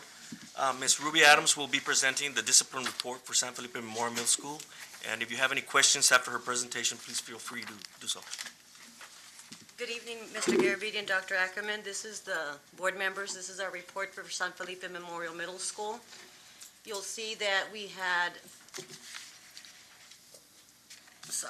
18 violation of the Student Code of Conduct, Code 21. We had 15 insubordination, and then we did have 5 fights.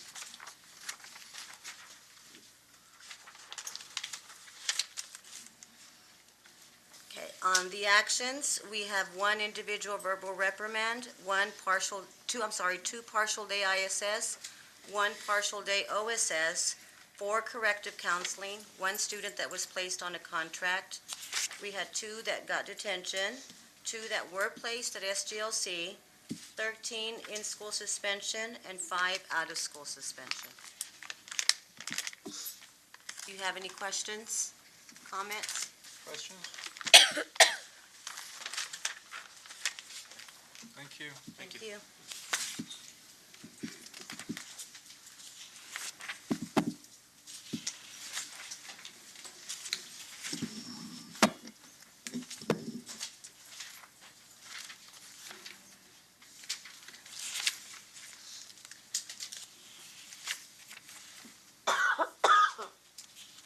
Good evening, Mr. Garabedian, Dr. Ackerman, and members of the board. On behalf of our elementary school principals, I again just want to thank you for your countless hours of service.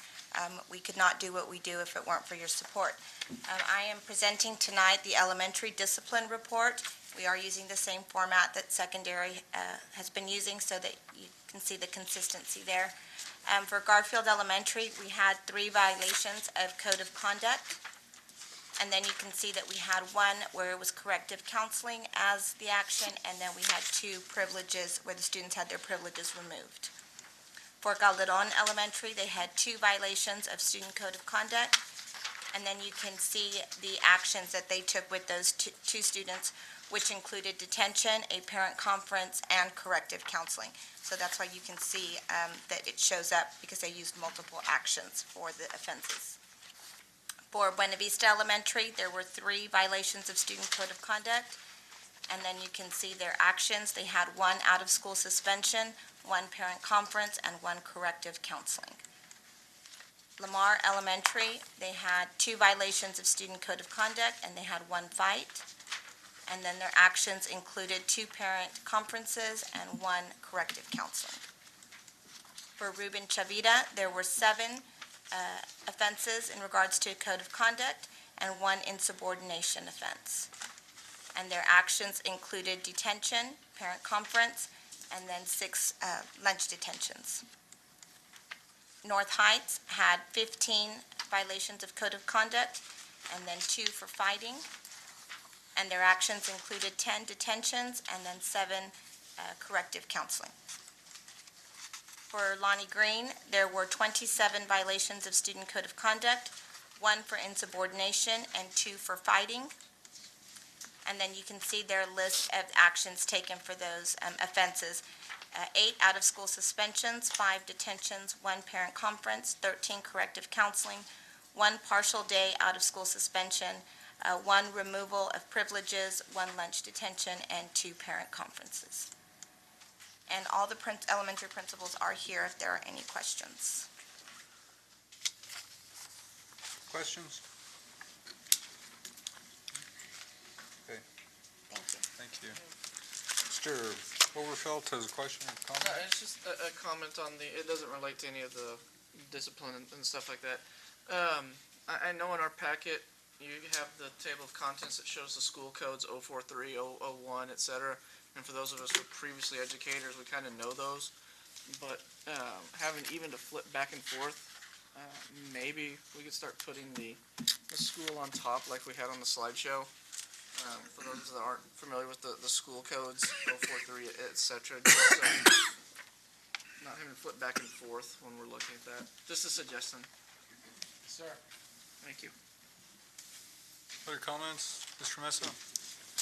Also, Dr. Garza, I don't know how we could do this, but I'm concerned with the number of incidents that are happening at the Student Guidance and Learning Center.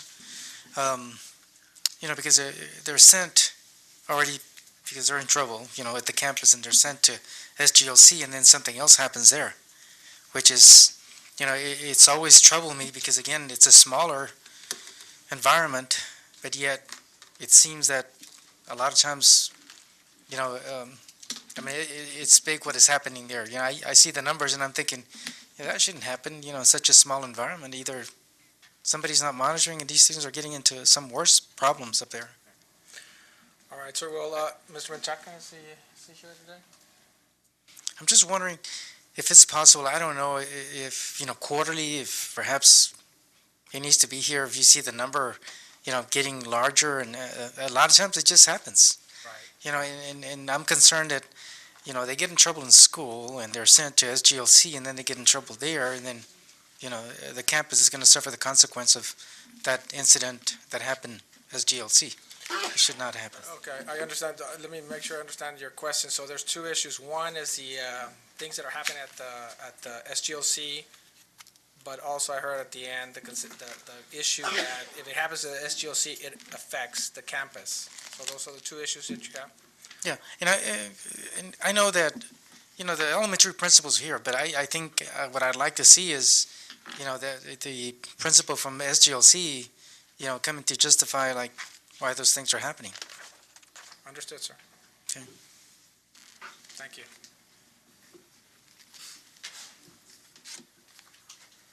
Other questions, comments?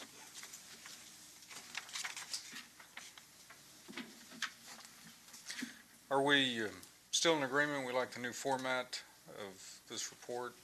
Yeah, I think it's easier to go back if there are questions later to Dr. Ackerman, follow up with principal. I think it's a better format, having looked at it a couple times now. Okay, that brings us to item G, performance-based monitoring state 3 lever records report. Presenter, Mr. Casillas and Mr. Luna. Good evening, Board. Once again, my name is Rene Luna, and tonight I would like to, inform you that in December 2012, the district was informed through the Intervention Stage and Activity Manager, ISAM, that we were selected for a Level 3 data validation and monitoring in regards to the use of Code 88, which is a court-ordered GED. From 112 students, 29 students were court-ordered GEDs, resulting in 25.9% of those students. Through the assistance of Del Rio High School, the student registrar, Rosario Rubio, through our PEAMS coordinator, and through the help of Laura English, we're able to acquire all the documentation needed to validate this data. From the 112 students, we did find all 29 court orders, so the process worked. The data was validated. And that information was submitted to TEA on Friday, January the 18th. But that Level 3 is what the indicator was indicating for us to determine. It was an anomaly. They thought that number 29 was really high.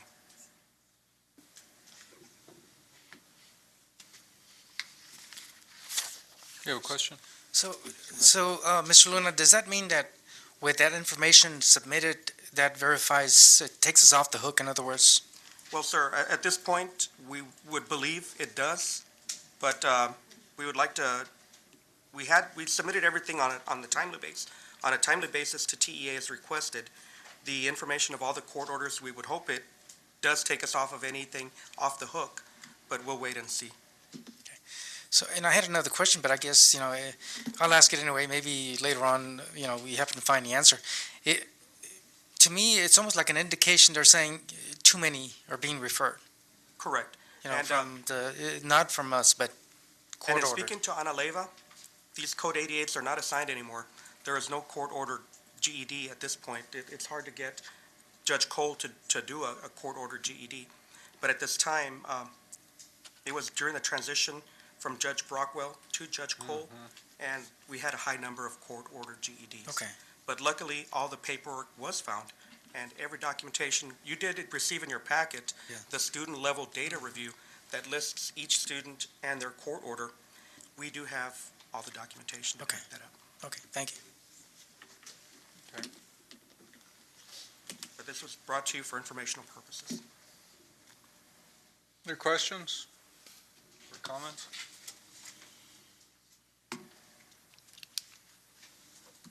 No? Okay. Thank you. Thank you. Thanks, sir. Okay, that brings us to the last information item, H, status of superintendent search process. Myself presenting, just kind of an FYI, might be some questions. If I could get someone to drive for me on the internet, just go to the district's homepage, Dr. Garza. When we left our regular meeting last month, which was December the 19th, of course, the search process and the paperwork and all that was approved, and the directive was to put it up on the website and all applicable exterior sites, and so we did. By the end of that week, it was up and running. There's the link on the HR page, and there you go. It has all the documents that you saw that night. We also, by the end of the day, the 21st, the Friday before Christmas vacation, we had it posted on the external sites, on Texas REAP, TASA, Region 15. The brochures got out, I want to say it was about a week or two ago. I know that took a little bit longer. We're about, in terms of our original timeline, as far as when the deadline would be, we're about halfway through that timeline. So it's all functioning, it's all out there. Any questions? The brochures, by the way, the hard copies that you saw out in the foyer, we had 500 of those that went out to, I think it was 25 rather large districts around the state. So that's where we are and where we're headed. Hopefully, when we get to the deadline, there'll be a good number of applicants. That's just something that we don't know at this point. So we'll see, when we get to that point, we'll see what the number of applicants look like, and if we go forward or if we extend the deadline. That's certainly another option. I have gone ahead and kind of fleshed out what an alternate timeline would look like if we get to February the 8th and we don't feel that there's enough in the applicant pool, then I'll come back and we'll look at what extending it a little further will be. Any questions? Okay, like I said, just an FYI, so everybody has an idea of what's going on. Thank you, Dr. Garza.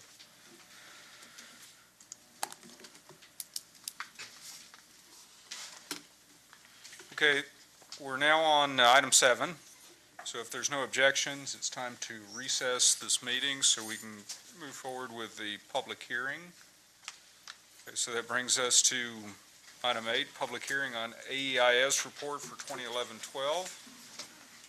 The presenter being Mr. Luna.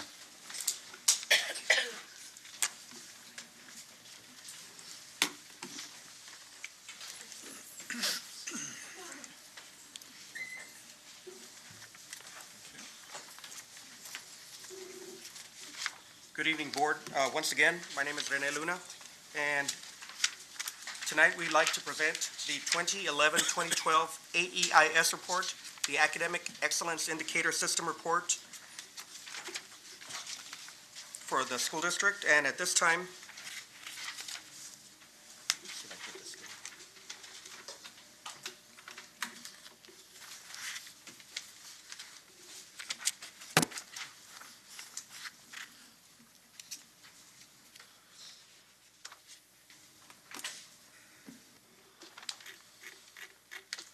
we are looking at the academic year 2011-2012. The academic rating for the school year is, of course, academically acceptable. This is carried over from 2010-2011. The AEIS data sources are the assessment program, PEAMS, Del Rio High School's career and college counselor, and the purpose of our AEIS report for tonight is to show an overview of the academic excellence indicator system for our district. The AEIS pulls together a wide range of information on performance of students in the school district each year, and several items that are used on this are the state-administered assessment performance by special groups, grades, and subjects including alternative assessments, the SSI, Student Success Initiative, the completion and dropout range, percentage of graduates, the inter-baccalaureate programs, SAT, PEIMS, state and district performance, and campus performance reports. Did everyone receive a hard copy in their Friday packet? It's really important to note that under tab B for the glossary, the first statement there for accountability, 2011-2012, there are no accountability ratings for the 11-12 school year. A new accountability system based on the new State of Texas Assessment, S.T.R.C.I.S.D test, and other indicators will be used to rate campuses in 2013. In other words, the last year's accountability ratings carried over to the AEIS, so it's just a mirror image. And I know if you noticed, saw Mr. Mesa flipping through the book and looking at the scores. This book is a lot thinner than it has been in the past. You'll notice that there are no scores included in this book. We received an email message from Pearson on Friday, the 18th, that the scores would be released by the 25th. So there was no time to get them in this book for AEIS. Not a district problem in getting them in the book. It was not released by the state. This is a state-released document. In using the AEIS report, what we did samples of other reports, other data other than performance. What we looked at was using information in regards to staff. We've done a long-term comparison here. 2006, 2007, 2007, 2008 to the current 2011, 2012 reporting. You'll notice that staff for 2011, 2012 is 1,354. Professionals, 771.1. Teachers, 646.4. Professional support, 82. Central administration, 32. I'm sorry, campus administration, 32. Central administrators, 10.8. Educational aides, 162.1. And auxiliary staff, 420.8. Budgeted revenue information, 2011-2012, $99,293,167. Total revenue per pupil, $9,597. Expenditures, $92,284,663. And expenditures per pupil, $8,920. And this information can be found in the AEIS booklet. Another sample study that we did was in regards to Del Rio High School, and it's longitudinal also.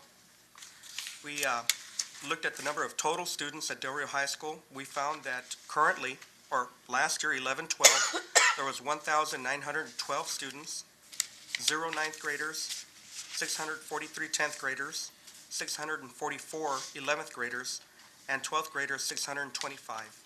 If you've noticed, these numbers remain consistent for the past few years, with the exception, of course, of 9th grade students that are no longer at Del Rio High School. They're all housed at Del Rio Freshman School. For the ELL progress indicator, there was no data for 11-12. We left it in our template, but you can see the progress from state compared to region compared to the district.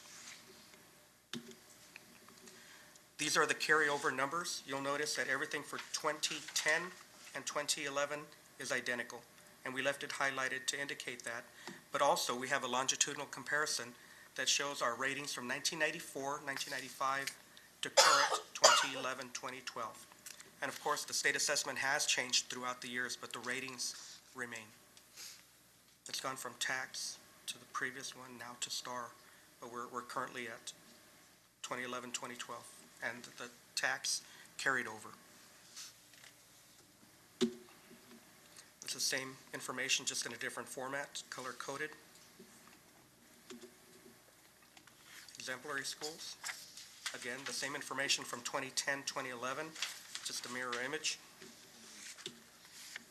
PSAT for Del Rio High School. The pretest for the SAT in October 2008, 269 students participated. October 2009, 342 students participated. October 2010, 529. October 2011, 1,163.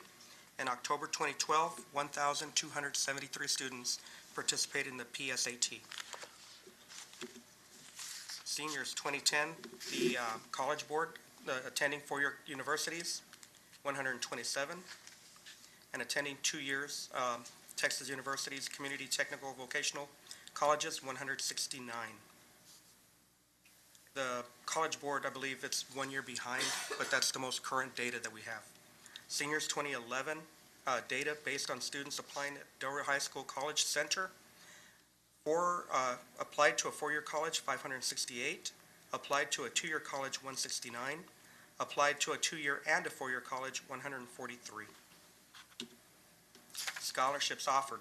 In 2008, there was no data gathered, but in 2012, students received a total of $7 million in reward letters and amounts for scholarships from colleges and universities. Applying for financial aid in 2010, you had 389 seniors. 2011, close to 393. It wasn't an exact number, but seniors 2011, 305. The National Hispanic Recognition Program for Scholars, 2009, 4 students. 2010, 7 students. 2011, 10 students. In 2012, 5 students. National Merit Scholars, in 2004, 1 student. 2005 through 2009, 0 students. 2010, 1. 2011, 1. And in 2012, 0.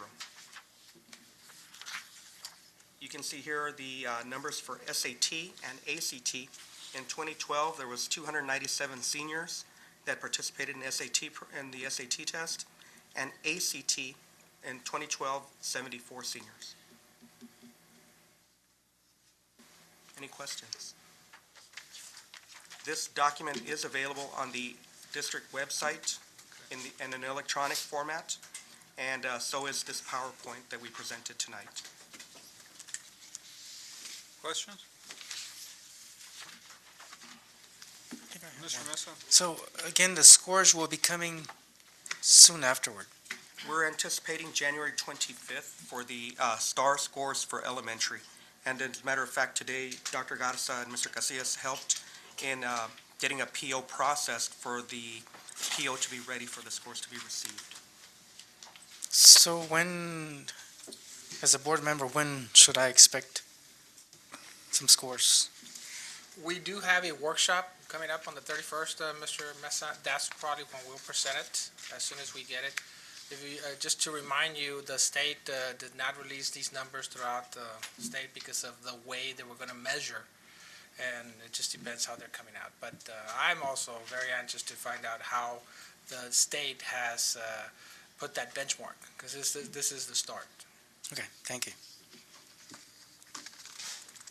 Other questions? Mr. Overfeld? Not so much a question, but a comment. I like when I was talking about the seniors that applied, and there you had 500 plus, which was pretty much the graduating class last year. And I've had the chance with Mr. Gonzalez to go through the campus there and see what Ms. Foss does in getting those seniors in and applying regardless, having everyone apply. That's a great thing to see, that regardless, everyone's applying for at least admission, whether they go or not. So I like to see those numbers up there. Thank you, Mr. Overfeld. We'll relay the message to Lucille Foss of Del Rio High School. Other questions? Okay, that brings us to B. Are there public comments pertaining to the AES report? Nope. So if there's no objections, public hearing is adjourned. And if there are no objections, we are reconvened into our regular meeting. Okay, that brings us to item 11, consent agenda. Consent A, being consideration to approve minutes of the following meetings: December 19th, 2012, regular school board meeting, and January 7th, 2013, special called board meeting. Does any board member wish to pull any items from the consent agenda A for discussion? Is there a motion to approve the items on consent agenda A? Mr. Overfelt has motion, Mr. Mesa is second. All in favor by a show of hands? It's unanimous, motion carries. Brings us to consent B. Does any board member wish to pull any items from consent agenda B for discussion? No. Is there a motion to approve the items on the consent agenda B? Mr. Overfelt has motioned. Is there a second? Ms. Haynes has second. All in favor, by a show of hands? It's unanimous. Motion carries.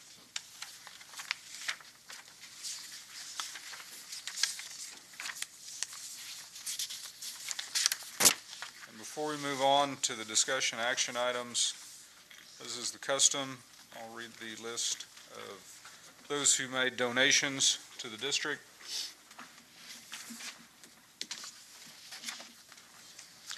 There was a donation, monetary donation from Life Touch in the amount of $787.85, donated to Del Rio Freshman School.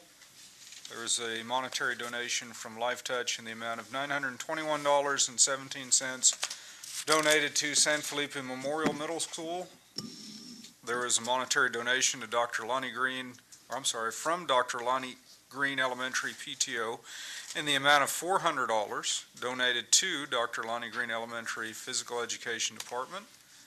There was a monetary donation from the Rotary Club in the amount of $200, donated to Del Rio High School Choir.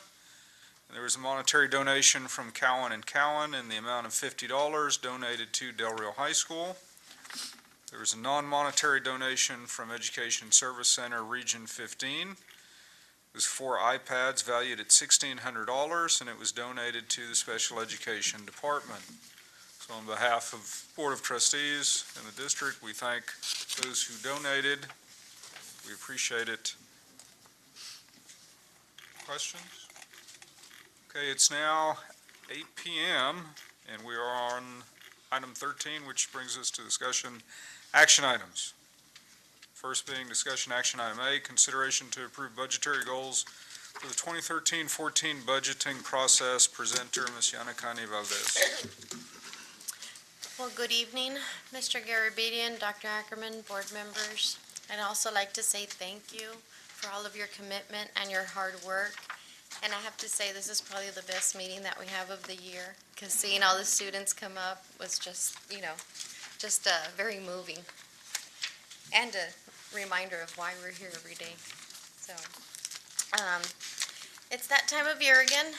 We are beginning our budget process, and to start off, we begin with presenting what our budget goal is, and our budget goal being to produce a balanced budget that provides adequate resources for instructional services, personnel, and support services. The presentation of the budget goal is how we start off our budget process. Any questions? Questions? Okay, I'll read the recommendation. It is the recommendation of the administration that the Board of Trustees approve the budgetary goals to be used to guide the 2013-2014 budget process.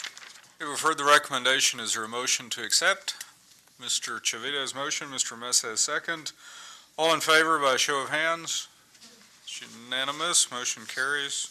Thank you. Thank you. That brings us to item B, consideration to approve budget calendar for the 2013-14 budget year. Presenter, once again, Ms. Valdez. Included in your packet was the budget calendar that we've prepared for the 2013-2014 budget process. Of course, beginning with the approval of the calendar, and just to touch on some dates, the training sessions for the budget managers, which are campuses and non-campuses, will be held February 25th through March 1st. And the defend date, where each principal will defend with their campus improvement plan, will be scheduled from May 6th through the 10th. The first budget workshop is currently scheduled for June 27th, which is on a Thursday. I kept them the same week, of course, in the same day of the week as we've had them in the past. The second budget workshop is scheduled for August 8th, and the public hearing is planned for August 15th.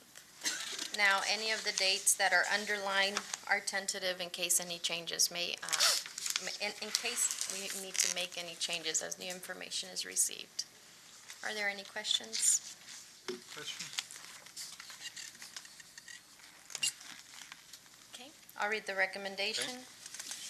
It is the recommendation of the administration that the Board of Trustees approve the proposed budget calendar depending upon tentative items as explained. For the recommendation, is there a motion to accept Mr. Overfelt's motion? Mr. Chavita has second. All in favor by a show of hands? It's unanimous. Motion carries. Thank you. That brings us to C, consideration to approve submittal of application for impact aid. Ms. Laura English presenting. Good evening, Mr. Garabedian and Dr. Ackerman, board members. I am here to present the Federal Impact Aid grant.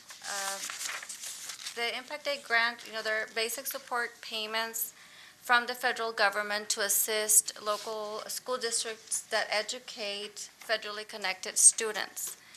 These payments replace a portion of the local tax that would be collected if these properties were not federal. To be eligible for assistance, the local school district must meet two criteria.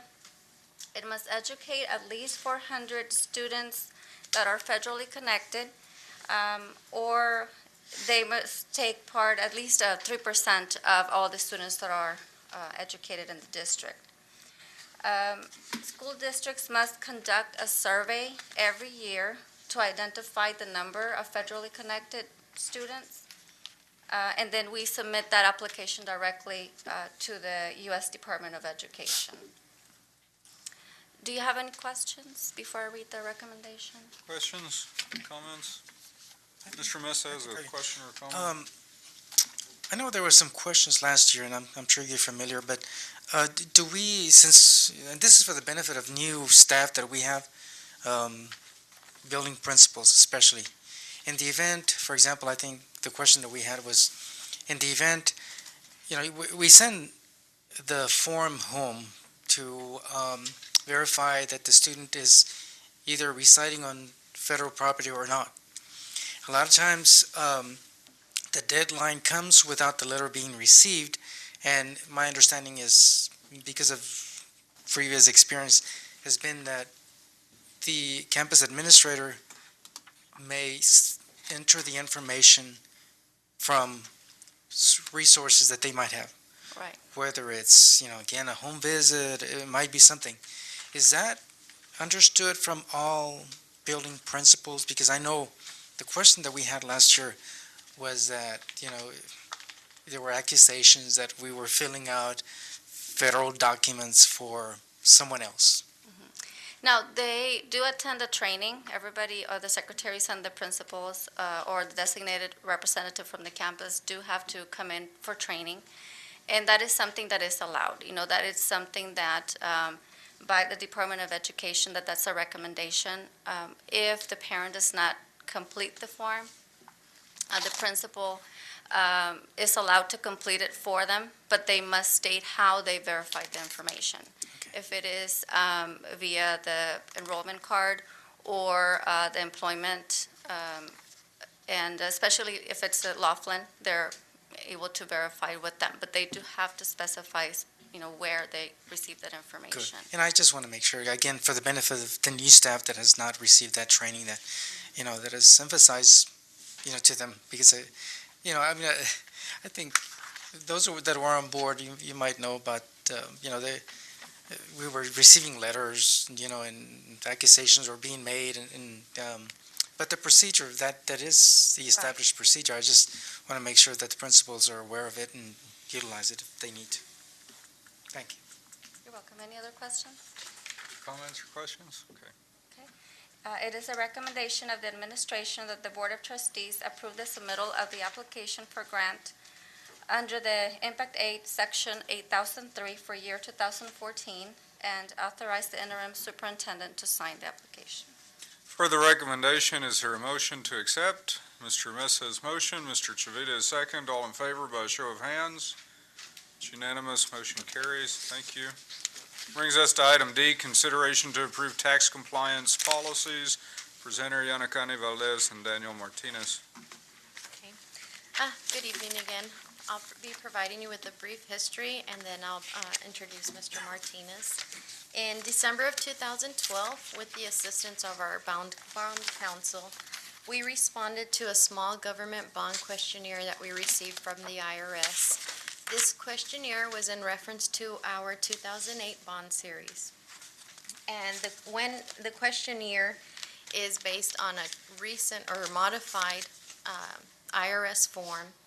And when we approved our 2008 bond series, it was with our 2004 bond issuance. So at the time that we approved our 2004 bond issuance, a written post-issuance tax compliance policy was not required. So at this time, Mr. Daniel Martinez is here from Winstead, and they were the bond counsel that worked on our 2004 bond, and he will present the bond policy if you have any questions for him. Excuse me. Thank you, Ms. Valdez. Members of the board, Mr. President, Dr. Ackerman, and staff, it's a privilege to be here. My name is Dan Martinez. I'm with Winstead PC in San Antonio. We're honored to represent you as your bond counsel, and we've had the privilege to serve in that capacity for several years now. I've been working with Dr. Ackerman when she was in the finance department for several years, and as well as Ms. Valdez when she transitioned to that position. Fortunately, we have a great working relationship with your staff, and when, as Ms. Valdez mentioned, when she received the questionnaire from the IRS, she gave me a call to kind of discuss what the impact of what that meant and what the IRS was looking for. And as she mentioned, a brief background, we have issued bonds in the past, and since the last issuance we had, I believe it's 2008, the reference series that they're referencing, the IRS has changed their focus with respect to audits and post-issuance compliance. And the purpose there, from what we gathered in the industry, is they're going back to check and see whether or not issuers are using the bond proceeds correctly in order to maintain the tax-exempt status of the bonds. When a public issuer, such as yourself as a district, a city or county, or even a state agency issues bonds, we have the privilege of issuing those bonds on a tax-exempt basis. What that means is when a buyer purchases your bonds, the interest on those bonds is tax exempt to them, so they do not get taxed on them. Because they don't pay taxes on that, your interest rate is very low, so that it goes both ways. But there's a federal tax law that says we can only use our proceeds in a certain way. We have to use it by a certain amount of time, and we have to follow the IRS code with respect to the use of those proceeds. So what the IRS is doing now is they started out a few years ago sending out a questionnaire to several issuers just to understand what was going out there in the marketplace with respect to post-issuance compliance, meaning are you keeping adequate records with how you're spending the money? Are you using the proceeds for what you intended to use them? And are you spending down the proceeds within a certain amount of time with respect to IRS tax guidelines? And so they started with a questionnaire, and then a few years later, every time we issue bonds, we fill out or turn in an official IRS form called an 8038. Well, that 8038 was amended in 2010 to actually ask you on the form whether or not you had your own post-issuance tax compliance policy. And again, the purpose there is with their goal to ensure that we are keeping adequate records with our bond proceed expenditures and our projects to ensure the tax exempt status of those bonds. It's not a I got you kind of thing at all. It's just simply a question. They're not saying that if you do or don't have that in place that you're going to get audited, but in the event you do get audited, you have a policy in place to where you know where your records are. You have someone responsible for those records. You have procedures in place, and it just makes that process a lot easier. So what you have before you is a policy that we'd like the board to consider to adopt to allow the staff to kind of develop some methods of how to keep track of records, what to look for when they're issuing their bonds, when the district's issuing their bonds. And so in the event we do have an audit, we have everything in place if the IRS were to come knocking. And I failed to mention, I wanted to congratulate you guys on your effort in representing the community here. You had a lot of folks coming up this evening, and it's a testament to you guys and what you do. And more importantly, as a few people mentioned tonight, it was really important to see the kids here before you, because that's what we're all here for. So I commend you for your efforts. Thank you. Any questions? Questions for Mr. Martinez? Thank you.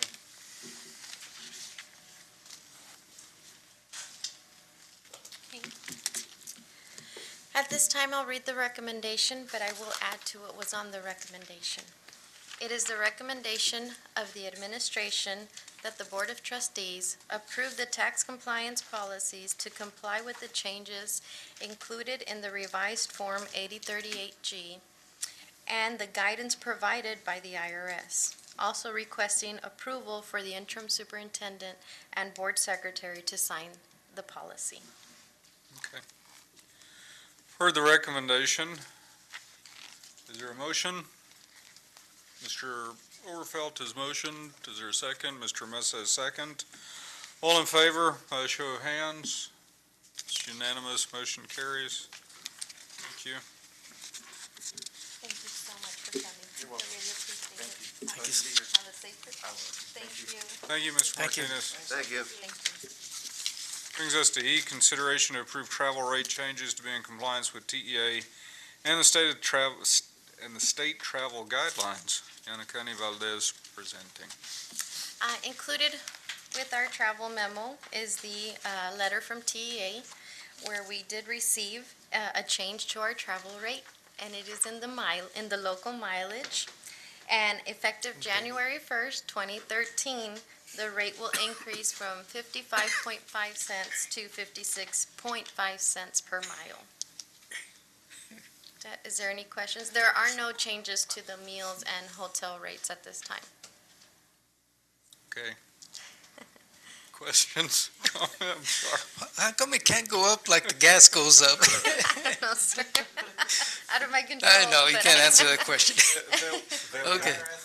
Yes, blame the IRS. Other questions? In the grand scheme of things, that 1 penny makes a big difference to the It's state. 1.5, actually. No, I have one penny. One penny, You're right. yes. Went up 100. Okay, I'll read the recommendation. It is the recommendation of the administration that the Board of Trustees approve the reimbursement for automobile mileage of 56.5 cents in compliance with state and TEA to become effective January 1st, 2013. For the recommendation, is there a motion to accept? Mr. Chavita has motioned. I'll second. All in favor by a show of hands. It's unanimous. Motion carries. Thank you. Thank you. Brings us to F, consideration to approve contract for services with Del Rio Council for Arts for Houston Grand Opera presentations. Mr. Juan Nunez presenting. Good evening, Mr. President, Superintendent, members of the board. In behalf of the fine arts, we'd like to, and our parents and our students, would like to thank you for all the support that you give to our programs. What brings me here today is to discuss the contract agreement for the Houston, well, actually for Del Rio Council for the Arts. What we've done in the past, we've worked in conjunction with the council downtown, with the Council for the Arts, and we bring programs together for their students, elementary as well as secondary. This particular one that we're looking at, there's two of them actually. It's Daniel and the Dream Catcher, and this really can help us out as well as to help with their students. And, you know, we hear a lot about the bullying recently and things like that. This builds courage for the students. Actually, I'll tell you a little bit about it. This is a story about Daniel, who's afraid of the monster in his closet, but likes to shrink things. But the monster shrinks his family. Daniel has to decide to be brave and confront his fears. So once again, it's actually an original story. It's a great way to teach the students about courage. That will be for our elementary students, which will be at, once again, hopefully it'll be at Lonnie Green for one. It's a 2-day event, February 18th and 19th. And we'll hopefully bus the students there. Also, we'll have the other event at the next day at Calderon. So we can be more centralized. And in the afternoons, they will, the Houston Opera to Go. If y'all have never seen them, it's really a treat for the students. And what we're doing also is letting the teachers know, so they're they're following the format that we requested for the school district in order to be, with TEKS and all that. And in the afternoon, at the middle school, it's this one about the past the checkpoint, and we're very familiar with that down the road. It's about, it's actually a true story in the life of David, a trumpeter from South Texas who currently plays with the Mariachi Atzlan. This piece follows David in high school as he prepares for an audition with Baylor University, only to realize that he cannot go because he cannot cross the checkpoint. David was an undocumented American at the time, and the piece shows the emotional turmoil of the person in which the precarious position through the power of music, he learns how to conquer fear and stand up for what he believes. So, do you all have any questions on this? Question, Dr. Keys has a question. Is this at the Popo Theater? No, sir. Where will it be held at? On February 18th, the site will be Lonnie Green, and that will be on the 18th. On the 19th, it'll be at Calderon. Okay, so they're at the school, so. Yes, but we'll be busing students, if approved, busing the students from the other elementaries to that event. I've already met with the principals, already gone through the discussions with What's them. the capacity for each venue? It's going to be 400 per show, and we have 400 and 2 sessions in the morning, and then one at the middle school. Okay. And for each of the days. Thank you. Ms. Haynes, did you have a question? The time, and he said the morning. Okay. Yes. Mr. Chavita? Mr. Nunez, two things. I think it'd be great because it, offer additional culture for our kiddos. But if it's how long period would it be, will this sessions be? Each of the shows are 45 minutes. 45 minutes. Yes. I'm just wondering if the kids will really appreciate that time. Have you seen it or heard anything about it? We've done, in the past, worked with the We have Federal done. Council for the Arts, and the kids love it. And actually, they even, at the end, they write some type of a little evaluation of the program, and then sometimes. And you're not going to be singing, are you? I can work that out if I have to, but. Mr. Mesa? Mr. Nunez, this amount being $7,000, correct? Is that coming from where? It actually comes from the Dr. Garza's office through the curriculum instruction. It comes from the curriculum instruction budget, Mr. Mesa. Okay. So it's something that's already been budgeted pretty much. I know, and just like Mr. Chavita mentioned, we do get a lot of benefits because, again, we're right on the border, we're isolated from all these big events that happen elsewhere. And so it's good to bring these programs, and I'm grateful for Del Rio Council for the Arts and for your coordination in bringing these programs to the benefit of all in our district. And so I know it's worthy, it's a worthwhile item. I just wanted to know who's paying.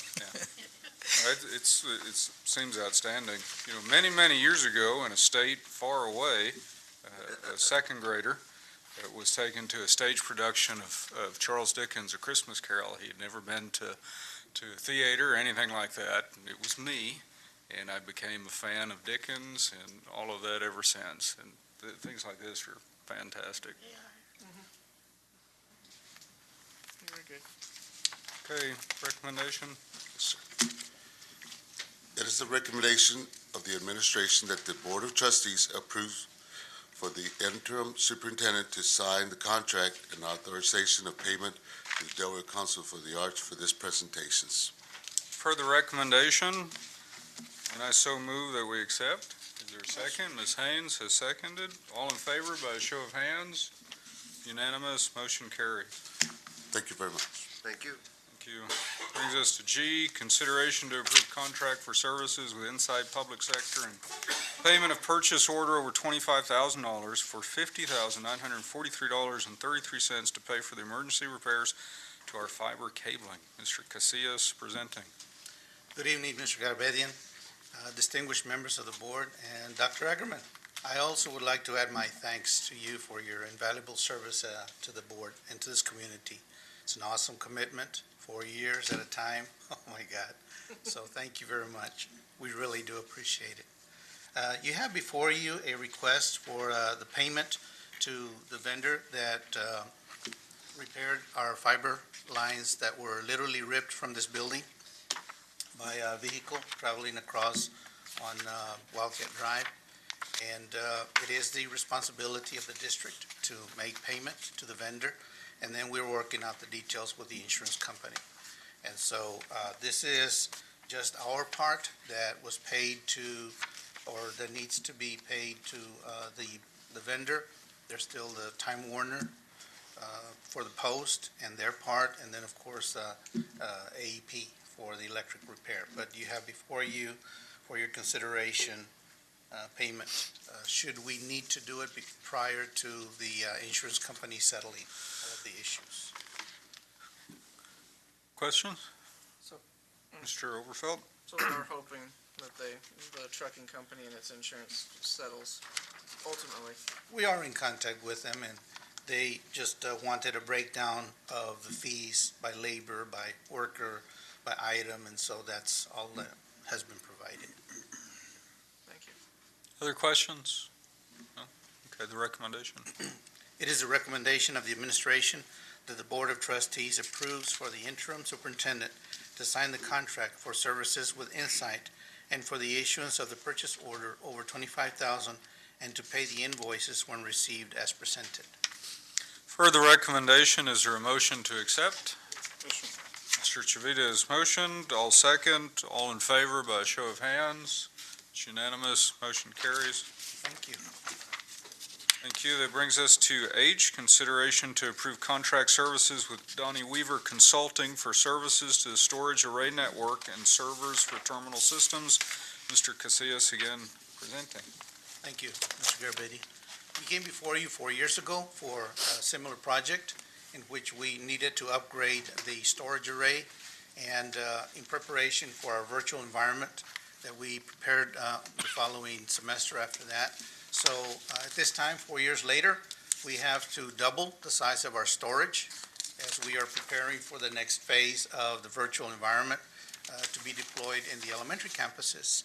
So in order to get that in order, we hire a group of engineers that comes, studies our network, makes recommendations for the types of equipment, how it's going to be configured, and then they give us advice on the actual equipment. We get in contact with the vendors, and then we'll be coming before you in the next month or so to ask for your consideration for the purchase of the equipment that is required for this project.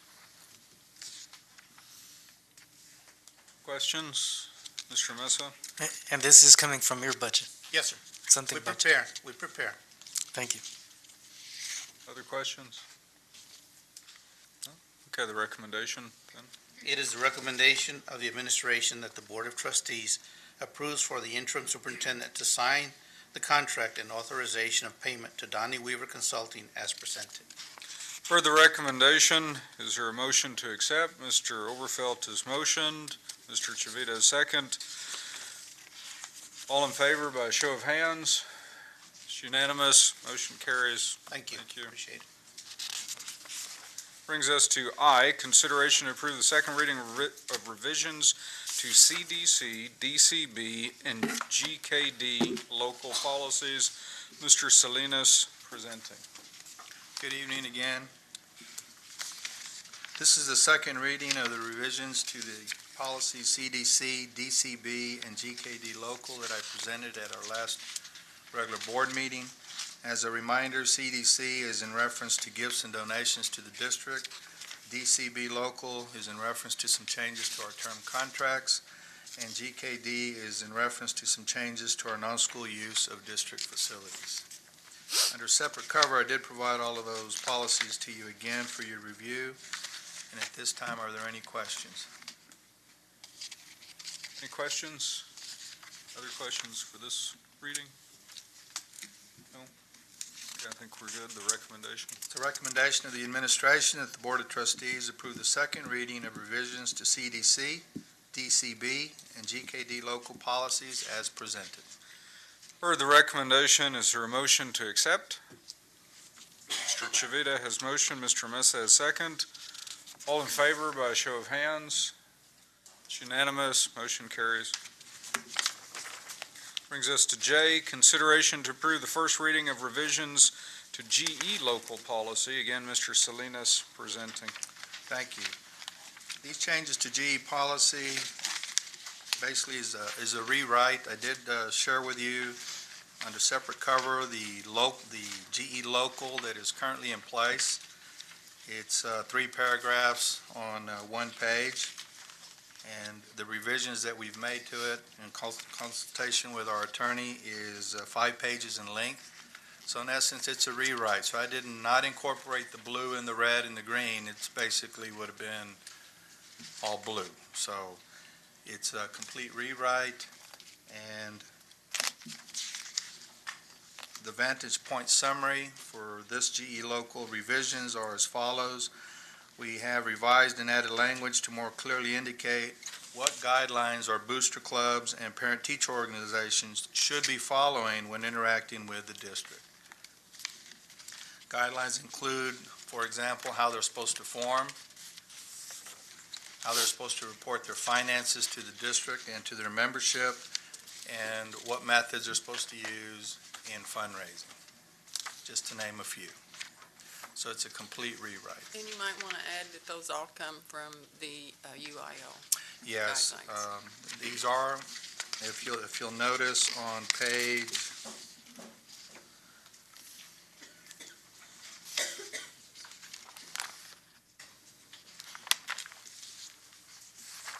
4 of 5 for the booster organizations in particular, number 6 is comply with all UIL guidelines, and everything that's listed in here is based on those UIL guidelines.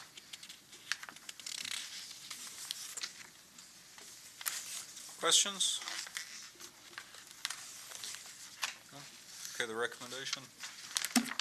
It's a recommendation of the administration that the Board of Trustees approve the first reading of revisions to GE local policy as presented. We've heard the recommendation. Is there a motion to accept? Mr. Mesa has motioned. I second. All in favor by a show of hands. It's unanimous. Motion carried. Thank you. Thank you very much. Brings us to K, consideration to approve the Commissioner of Education, Michael L. Williams, option to defer the 15% end-of-course provision. Thank you, Mr. Garabedian, members of the board. As you will know, 2 years ago, the legislative session got together and changed this policy for the EOC, where they said that 15% of the final grade was going to be extracted from the EOC. This year, I had the privilege to be there at the Texas Assessment Conference, where the commissioner actually signed another waiver for the 15%. So it's not automatic. We have to get it approved by the board.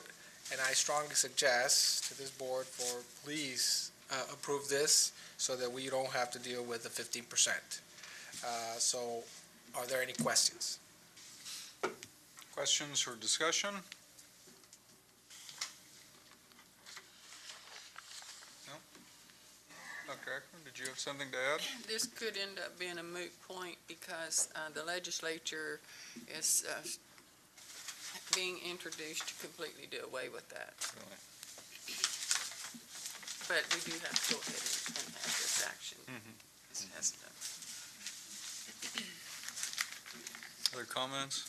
You know, just kind of for information, I know at the college level, there have been in some institutions attempts to move to departmental exams following sort of an EOC type format, and those things are kind of up in the air too because of how all of this is coming about.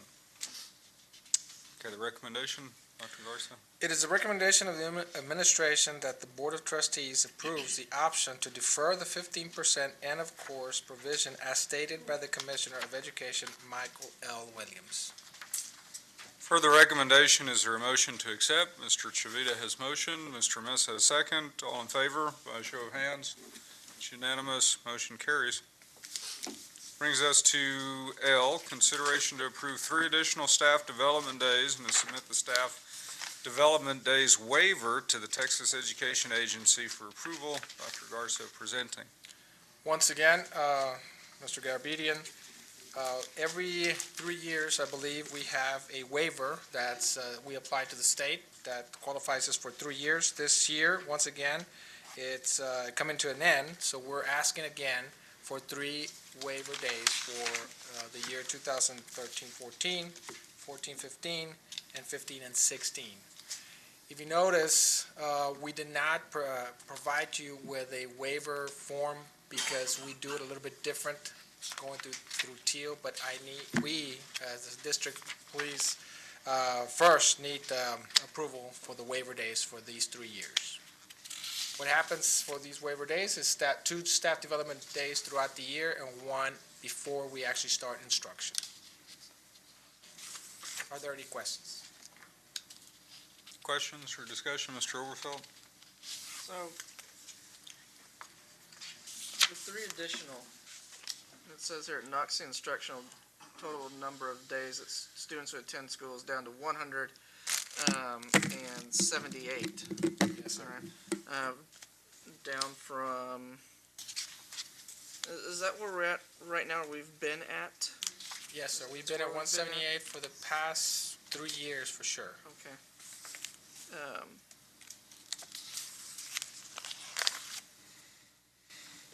Okay, that's where we've been, okay.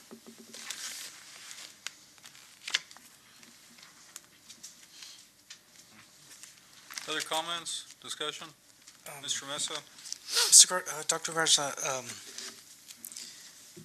I know that this has been brought forward like in past years, but is there any way that this training could, and I know that 1 day is before the instructional calendar begins, but most districts, provide that training at the beginning before students come, in other words. Is there any way, because I know that because of the experience that we've had, some of us that have served as educators and so forth, the teachers are pulled out throughout the year, and when you start looking at the number of days, of instructional days that are lost, and I'm not saying by absences or illnesses, but by our own doing, a lot of times it becomes large. It's when I was still working for the district, I could count 40-something days that my teachers had been pulled out. Teachers on their own would say, I don't want to go. I don't want to come back and find my students, it's like, because if they spent, days with a substitute, and you know how teachers are, and they don't want to leave their classrooms, and so it's a difficult thing. Sometimes I think we're kind of shooting ourselves in the foot because we're creating less days of instruction, and yet the rigor and demand of these tests require a lot more days than 180 days.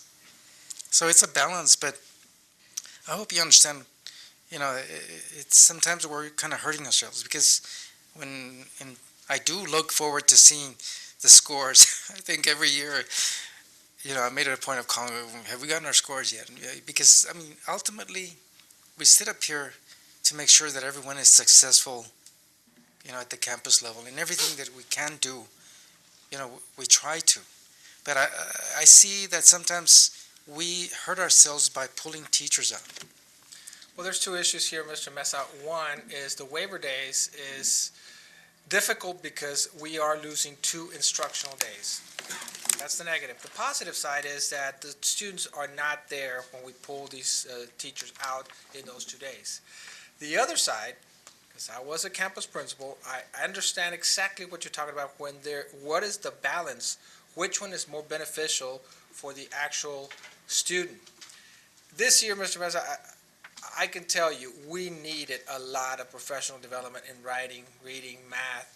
I was just at the 6th grade this past Friday. That was probably one of the best staff developments that I have seen because it involved not a lecture type, but a discussion of the presenter with the teachers getting involved. So you have to balance both and find out which one is the best qualifier for students. So it's very difficult, very, very difficult. In this instance, for these 2 days, I think we'll be a lot better because we're pulling the students out. I mean, the students are not coming to school, so it doesn't affect them. And we will try our best to make sure that the teachers that are pulled out next year are less than what we've had this year. I can assure you of that because of all the training that we have had.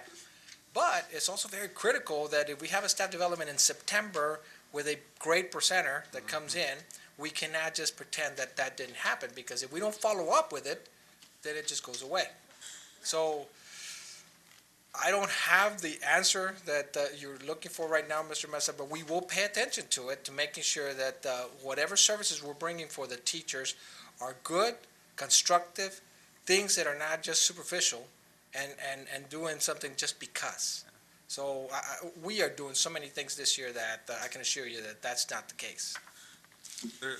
I'm sorry. No, and I just want to, I mean, you've had the experience, and a lot of times, we understand as board members, I mean, you go into, a different STAR test, and it's different from the past, so each year is not the same. So I just, I guess what I'm saying is, listen to the campus principals, because a lot of times they're the ones that are first going to say, hey, how do you expect for me to go from here to there when my teachers are not here? That's all. Just monitor the days. I understand. And I wish there was a way to do it before we actually start. Yet, again, let me just give you another example. When we do a benchmark, when we do assessments, we use that data for that staff development that's coming up. And next year is going to be even better because we are changing the staff development days. When we'll see the data, that second semester we'll have at least one day where we'll brainstorm of what is it that we're going to bring for those teachers. I'm with you, Mr. Mesa. Thank you. Yeah, there's no easy answers. I mean, PD and assessment are tied. And what you see as far as student achievement is relative to what needs to be done as far as teacher training, professional development. This is And three. How many have every we got? study shows that the more frequent and, the more intensive, the better. The other thing is, like, getting back to what Mr. Mesa was saying, I think a lot of it has to do with the quality of what the PD is. So, certainly relying on you and your staff to make sure that what's going on out there is really good. And I think that's where sometimes some of the resistance is, being pulled out for something that maybe people didn't think was really good. I've heard real good things. The other thing that has happened this year is those 5 coordinators, also Mr. Nania's 6 coordinators, they actually go to the presentation. They're there with the professional development presenter, and they're using all that to come back and train another campus. So that's also been very beneficial. Actually, we had another workshop that happened last Thursday in writing for 4th grade team, and they got all this professional development training from a person called Barry Lane that trained our teachers, secondary and elementary teachers.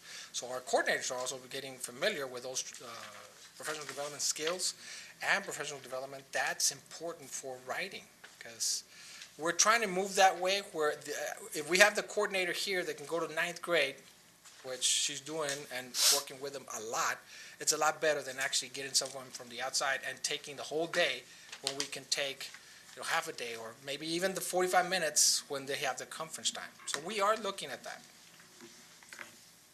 Yes, sir. Mr. Chavita?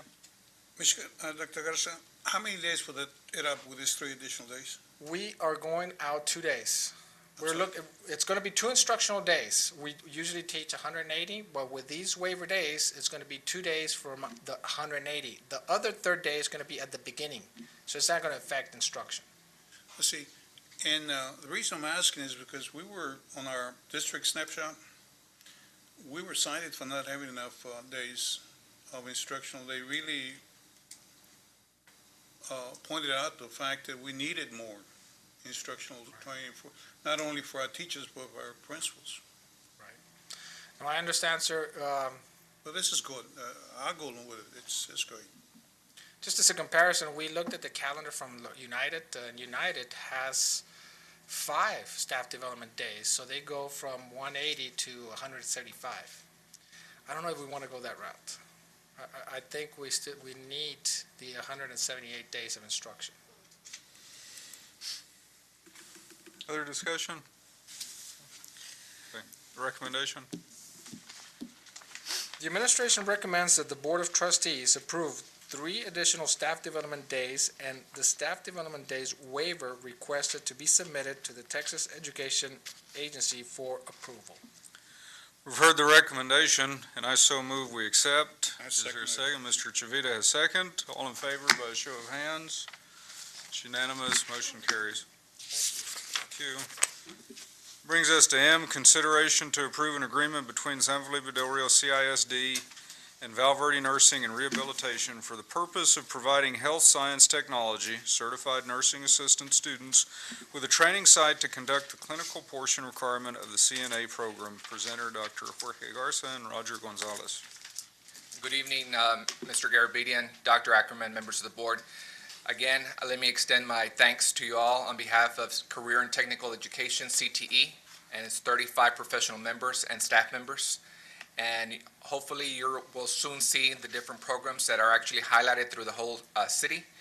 And that's my goal, to actually market more on the different kinds of programs.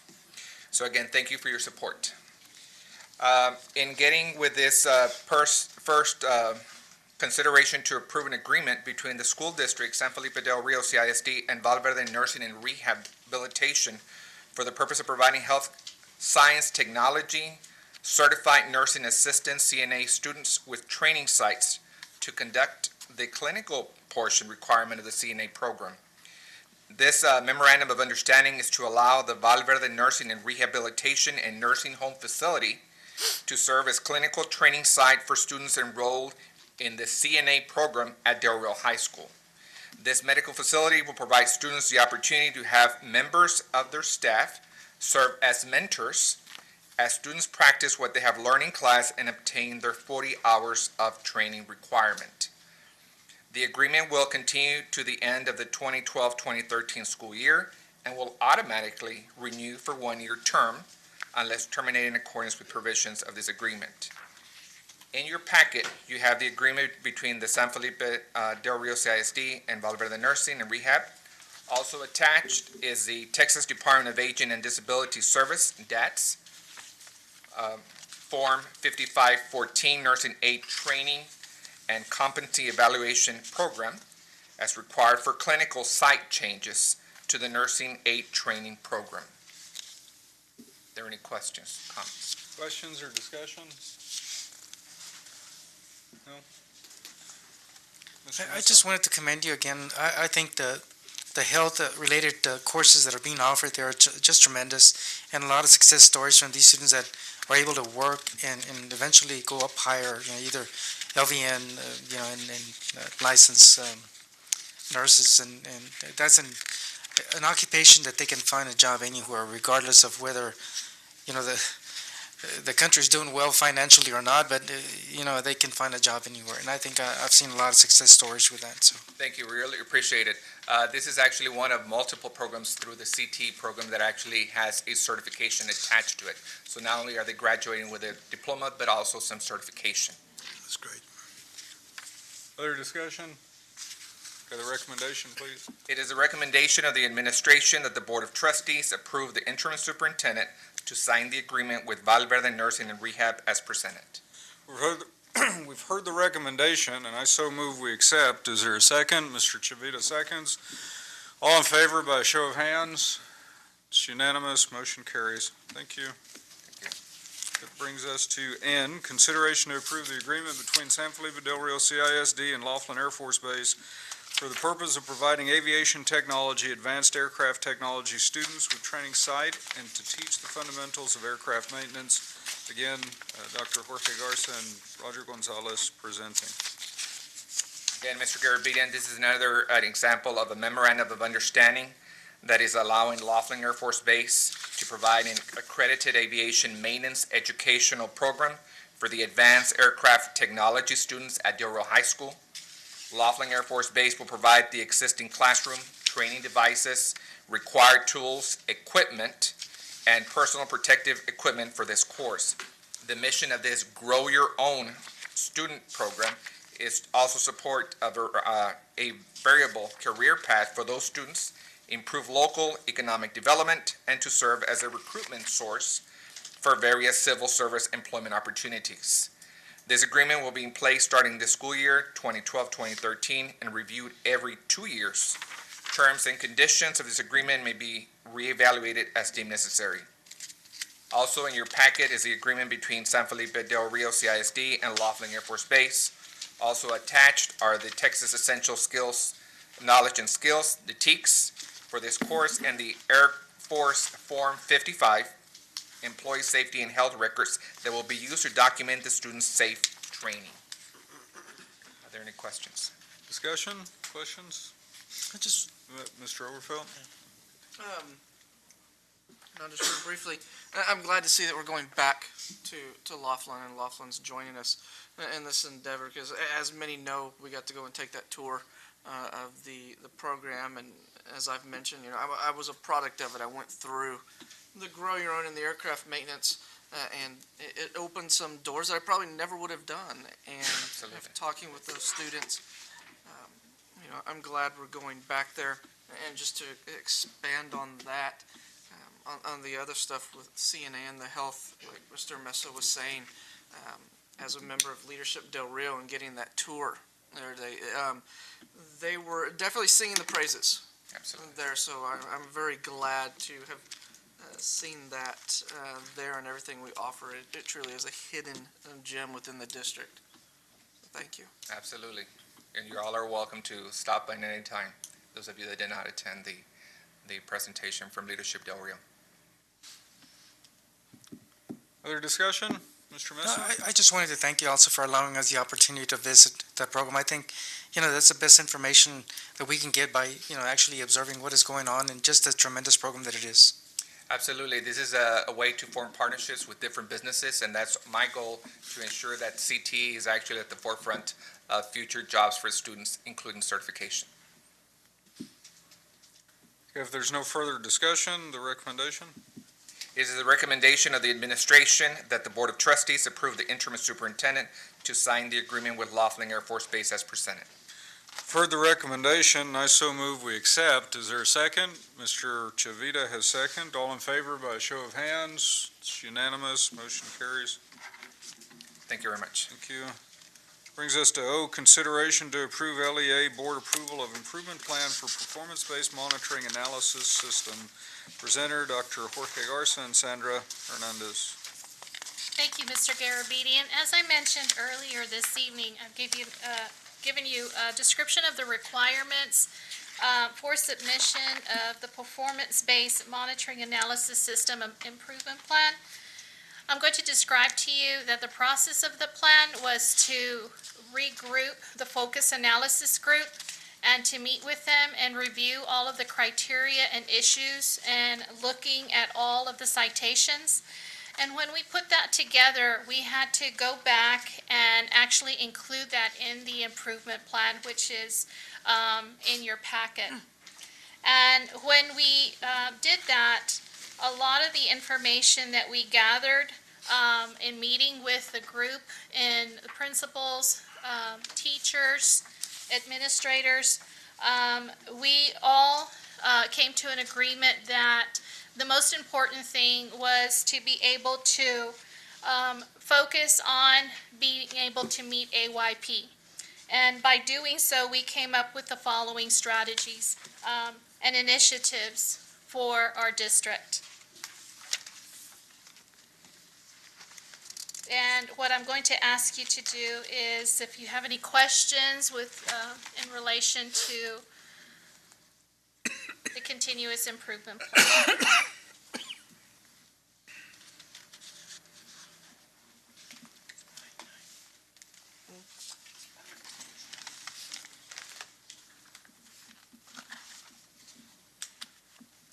And what you'll see is they mirror a lot of the recommendations from the state.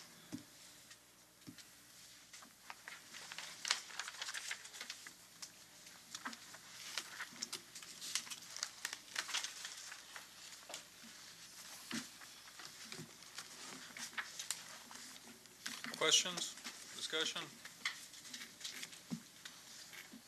The recommendation? Yes, sir. It is the recommendation of the administration that the Board of Trustees approve the PBMAS improvement plan as presented. For the recommendation, is there a motion to accept? Mr. Overfelt has motion, Mr. Mesa has second. All in favor by a show of hands? It's unanimous, motion carries. Thank you. Thank you. That brings us to item P, consideration to approve 2013-14 school calendar. Dr. Patty McNamara presenting. Good evening, Mr. Garabedian, members of the board, and Dr. Ackerman. On behalf of the HR staff, all our principals and supervisors, we certainly thank you for approving our STAR staff recommendations. As we saw this evening with our students, I think we've all done an excellent job in those approvals, and our students certainly are the benefactors. So, again, on behalf of our department, we thank you. This evening, I'm presenting the 2013-14 school calendar. As Dr. Garza previously mentioned, it includes 178 days of teaching, 6 days of in-service, 3 of which would be the waiver days, and a total of 3 work days. The DPDM met, unanimously approved the calendar. It is representation from our teacher groups, as well as Laughlin, our parents, our community, and our business reps. The major change in the calendar from this year to next year, school calendar, is, as Dr. Garza said, the 2 waiver days, one being the 14th, which we have this year, and the other one, the major change, is for a February 17th staff development day, one being in the fall and one being in spring, and that was decided upon by our DPDM with the assistance of the Office of Instruction, and that is the major change from this year to the 13-14 school calendar for your review. It was in your packet. Are there any questions? Mr. Overfelt? I know that next year, Easter. Bless you. Thank you. The Easter will move into April. Yes, sir. And we have Easter off, that Good Friday off. And then we run right into STAR tax, whatever the state likes to call it there. Here's my concern, and I was doing some researching online, and I think I've already answered my own question, is the state of Texas pretty much, or TEA, pretty much mandates when that STAR exam can be given, correct? That is correct, and we did research that. We did have a couple of staff members make that inquiry. They actually wanted the 21st off, but with Office of Instruction's input and doing a little research ourselves, that would not be allowed because of the state testing date. I'm very afraid of the attendance on Monday is going to be horrendous there because of people taking the extra day. It tends to historically be a low attendance day, and then for it to be right in front of the STAR tax test there, that worries me, and that was going to be my next question, was to push for the 21st off as well, but I guess we have our hands tied because of TEA, unless Right. there's something I don't. And that's actually the tax exit level ELA test on the 21st of April. Right. Yeah, I was looking at their Right. thing here online that shows, right, the exit level ELA is on Monday the 21st, Yes. and then we go into 3 and 4 mathematics, 6 and 7 mathematics, and exit level mathematics on that Tuesday. Yes. Yeah, that was, we pretty much answered that. So, I appreciate it. Other questions or discussion? Okay, the recommendation, please. The recommendation of the administration is that the 2013-2014 school calendar be approved as presented this evening. For the recommendation, is there a motion to accept? Mr. Mesa has motion, Mr. Chavita has second. All in favor by a show of hands? It's unanimous, motion carries. Thank you. Brings us to item 14, closed session. It's now 8:55 p.m., January 21st, 2013. The board will now recess this open session and convene in a closed meeting in accordance with the Texas Open Meetings Act, Texas Government Code, Chapter 551, Subchapter D and E. Specifically, let's see, we're under 551.071. We're able to do that. 551.072, 551.073, .074, discussion of personnel or hear complaints against personnel, specifically one being consideration to approve new hires, new assignments, district vacancies and reassignments, and two, consideration to approve term contract extension for head football coach. 551.076, 551.082, 551.084. All final votes, actions, or decisions will be taken in open meeting. Now in closed session.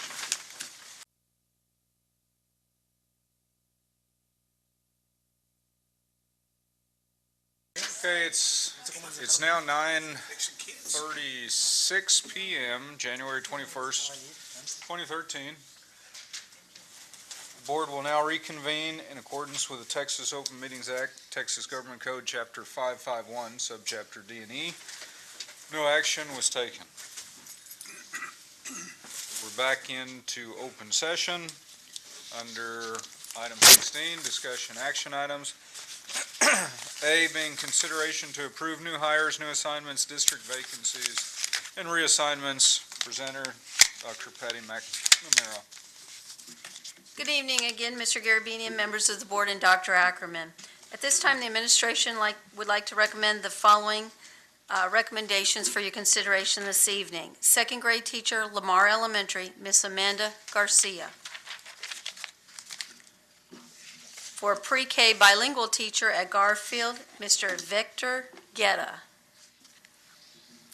Okay, we've heard the recommendation. Is there a motion to accept? Mr. Mesa has motion. Mr. Chavita has second. All in favor by a show of hands.